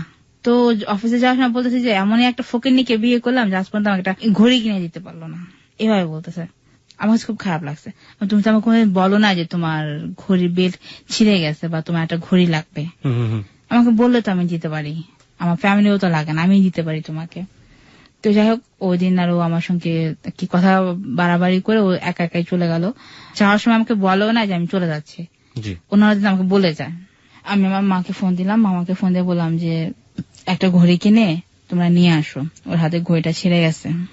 তো পরের দিন আমার মামা একটা ঘড়ি কিনে নিয়ে আসছে রাতে, দেখো ঘরে শুয়ে আছে। তো মামা এসে কথায় কথার পর এক পর্যায়ে ওকে ঘড়িটা দিল, বলছে আমার ঘড়িটা নেন, ঘড়িটা আপনি পরেন। না না, আমার ঘড়ি লাগবে না, আমার ঘড়ি আছে, আমি ঘড়ি বেশি একটা পড়ি না, আমার ঘড়ি পকেটেই থাকে। তোমার সঙ্গে না, আপনার ঘড়ি আমি শখ করে আপনাকে দিচ্ছি, আপনি এটা পরেন, সে রাখবে না, দিয়েই দিবে। তোমার সমস্যাটাকে মামা দিচ্ছে, ঘড়িটা রাখো, না পড়ো ঘরে রাখা দাও। তো ঘড়িটা রাখা দিছে ও, তখন বলার পরে তা আমার মা যখন চলে গেল, যাওয়ার পর সে আমাকে বলতেছে যে গতকালকে তোরে আমি ঘড়ির জন্য খোটা দিছি, তুই তো মামার কাছে বলছিস তাই না? আচ্ছা, তোর মারাই দেয় মামাই দেয়, আমাকে ছোট করাই দি, দরকারটা কি ছিল? তা তো আমি ছোট করাইছি, একটা ঘড়ি তোমাকে দিয়ে গেছে, ছোট হওয়া তো না। এক কথা দুই কথা এই ঘড়ি দেওয়াটা নিয়ে সেই তর্ক করতে করতে আমাকে আবার সে পিটানো শুরু করলো, মানে প্রচুর পরিমাণে গায়ে হাত তুলতো। ওই জন্য আমি আর কোন সঙ্গে কোন কথা বাড়াবাড়ি করি নাই। পরের দিন আমি আমার মতো অফিসে চলে গেছি, ওর মতো অফিসে চলে গেছে, ও আর বাসায় আসে নাই ওই দিন। একটানা 4 দিন পার হয়ে গেছে, বাসায় আসে না। তো ওর এক কলিগ ছিল টনি দাদা, দাদাকে আমি ফোন করলাম, দাদা আপনার ফ্রেন্ড তো বাসায় আসে না, 3-4 দিন হয়ে গেছে, আপনি কিছু জানেন? তো পরে উনি বললো যে রুমা, ওর তো মা আসছে বাড়ি থেকে, আমি শুনলাম হয়তো বা ওইখানে যাও। তাই আমি ঠিক আছে, মা যেটা আমাকে বলতে পারতো যে আমার মা আসছে এই বাসায় আনবো না, ঘরে পড়বে যেটা মা কষ্ট পাবে, এই জন্য আমি বড় ভাইয়ের বাসায় রাখছি। যাক, ও আমার কাছে কোনো কিছু না বলে ও গিয়ে ওর মার কাছে থাকে। এর মধ্যে আরেকটা ব্যাপার, যেটা এটা ছিল আপনার এপ্রিল শেষ হয়ে গিয়ে মে মাসের ইয়েতে। তো ওই সময়টাতে যেটা হয় যে তখন আমার সেকেন্ড বেবিটা কনসেপ্ট করে। এর মাঝখানেও আপনি একবারও যোগাযোগ করেননি ওর বাড়ির সঙ্গে? আমি মোবাইল থেকে নাম্বার নিয়ে চুরি করে ফোন। ও চাইতো না আপনি একেবারে যোগাযোগ করেন? ও চাইতো না। আর ও কি করতো, ফোনটা আমাকে ধরতে, ও যে বাসায় আছে ফোনটা যে কোথায় রাখতো আল্লাহ জানে, একদম হাওয়া। ওর ফোনে কোনো রিংটোন ছিল না, কোনো ভাইব্রেশন ছিল না, কোনো কিছু ছিল না। ও যে ফোন কোথায় রাখতো সন্দেহ ঘনীভূত হতো না? প্রচুর সন্দেহ করতাম, আমি ফ্যামিলিকেও বলছি। আপনার মেজাজ খারাপ থাকতো না? হতো না? খিটখিটে, মানে প্রচন্ড খিটখিটে হতো। এগুলো আমাদের বাধাবাধি হতো, কিন্তু আমার একটা যেটা কি, আমি কাউকে বুঝতে দিতাম না। কারণ নিজের ঘরের অশান্তি গুলো বাইরে মানুষ ঘরে কি, যেটা যে অন্য কেউ যদি শোনে এটা নিয়ে হাসি ঠাট্টা করে সবাই, হেল্প তো কেউ করবে না, বরং সুযোগ নেই। হ্যাঁ, আমি যেটা করতাম সেটা হচ্ছে যে ও যখন অফিসে চলে যেত, ওর পার্সোনাল যে ডায়েরি গুলো ছিল ওইখান থেকে আমি ওর ফ্যামিলি কিছু নাম্বার কালেক্ট করছি। ওই নাম্বার কালেক্ট করতে গিয়ে আমি একদিন দেখি যে আমার বিয়ে কাবিন নামার অ্যাড্রেস আর ওদের বাড়ির অ্যাড্রেস দুইটাই আলাদা। কিছু করতে গিয়ে সাপ বেরোচ্ছে। আর ওই যে ওর মামাতো বোন ছিল ফারহানা, ওই ফারহানাকে দিয়ে অনেকগুলা চিঠি, ফারহানার ছবি, এগুলো আমার কাছে চলে আসছে। আমি ওর কিছু ওকে বলি নাই। তো সেকেন্ড টাইম যখন আমার বাচ্চাটা কনসেপ্ট করে, এটা আমি ওকে প্রথম 2 মাস বলি নাই, যাতে আমার বাচ্চাটার কোনো ঝামেলা না। হ্যাঁ, আমার মামিকে আমি বলছি, আমার ফ্যামিলিকে আমি বলছি, তো জামাইকে আগে কিছু বলিস না। তো 2 মাস পরে অটোমেটিক ভাবে ও ব্যাপারটা বুঝতে পারছে।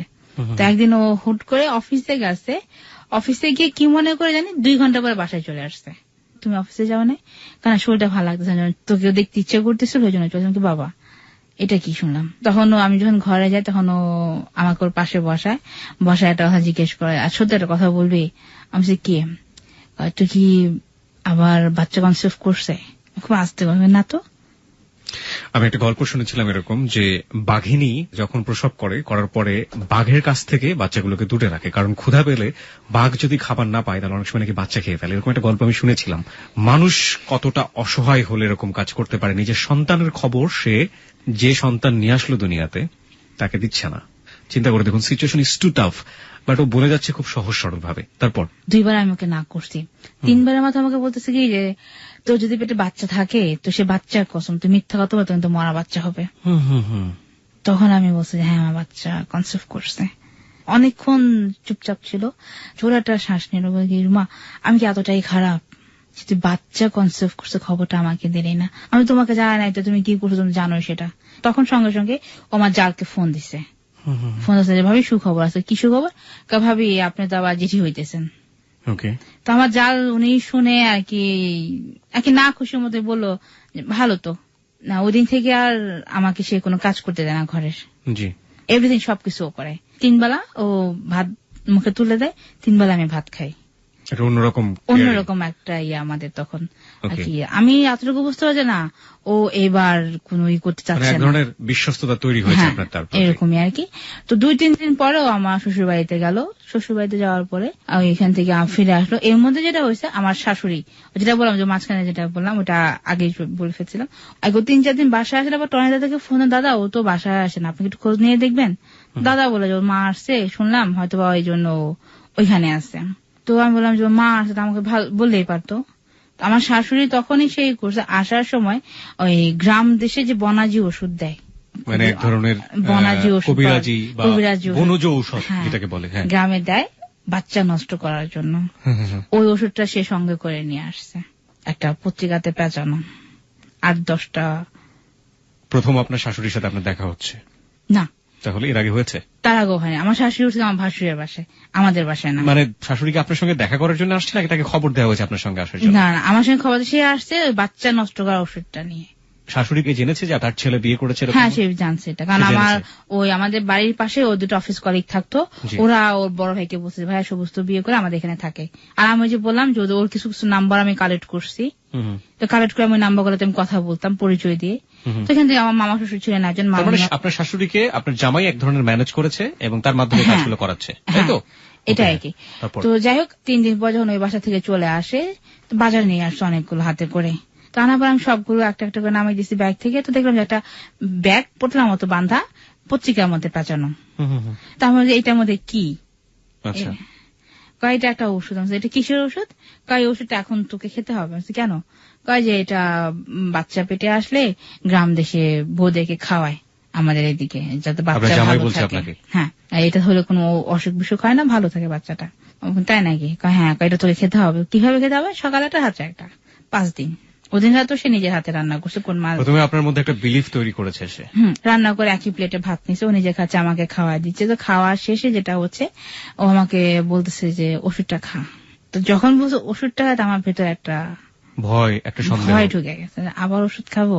আমি জানি আমি ওষুধটা এখন কোন ওষুধ খাবো না, আমার খুব খারাপ লাগতেছে। কেন এত ওষুধটা খা, এই সময় ওষুধ খাওয়া লাগে। তো যাই হোক, আমি ওর সামনে ওষুধটা খেলাম। খাওয়া বলতে কি, মুখে পানি নিছি, ওষুধটা দিয়ে ওষুধটা আমি গিলি না, ওটা মুখে এক সাইডে আমি রেখে দিচ্ছি। একটু পরে আমি বাইরে গিয়ে ওটা ফেলে দিছি। ওকে, খুব কষ্ট করে আমি 3 দিন পার করলাম। 3 দিন পরে যেটা করছি, আমি সব যে কটা বাকি ওষুধ ছিল আমি একসঙ্গে বাথরুমে ফেলে দিছি, না খাওয়া লাগে যাতে। তো এর মধ্যে আমার বাচ্চা তখন 4 মাস গিয়ে 5 মাসে পড়ে গেছে। ওকে। তো একদিন আগে ওর সঙ্গে আমার খুব ঝগড়া হয়েছে এই ভাবির বাসায় যাওয়া নিয়ে। তো ওদিন রাতে খুব বৃষ্টি হচ্ছিল, ওই বৃষ্টির মধ্যে আমাকে মারধর করে আমাকে বাড়ি থেকে ও বের করে দিয়েছে, ঘর থেকে। সারা রাত আমি বৃষ্টিতে ভেজি, আমাকে ঘরে উঠতে দেয় না।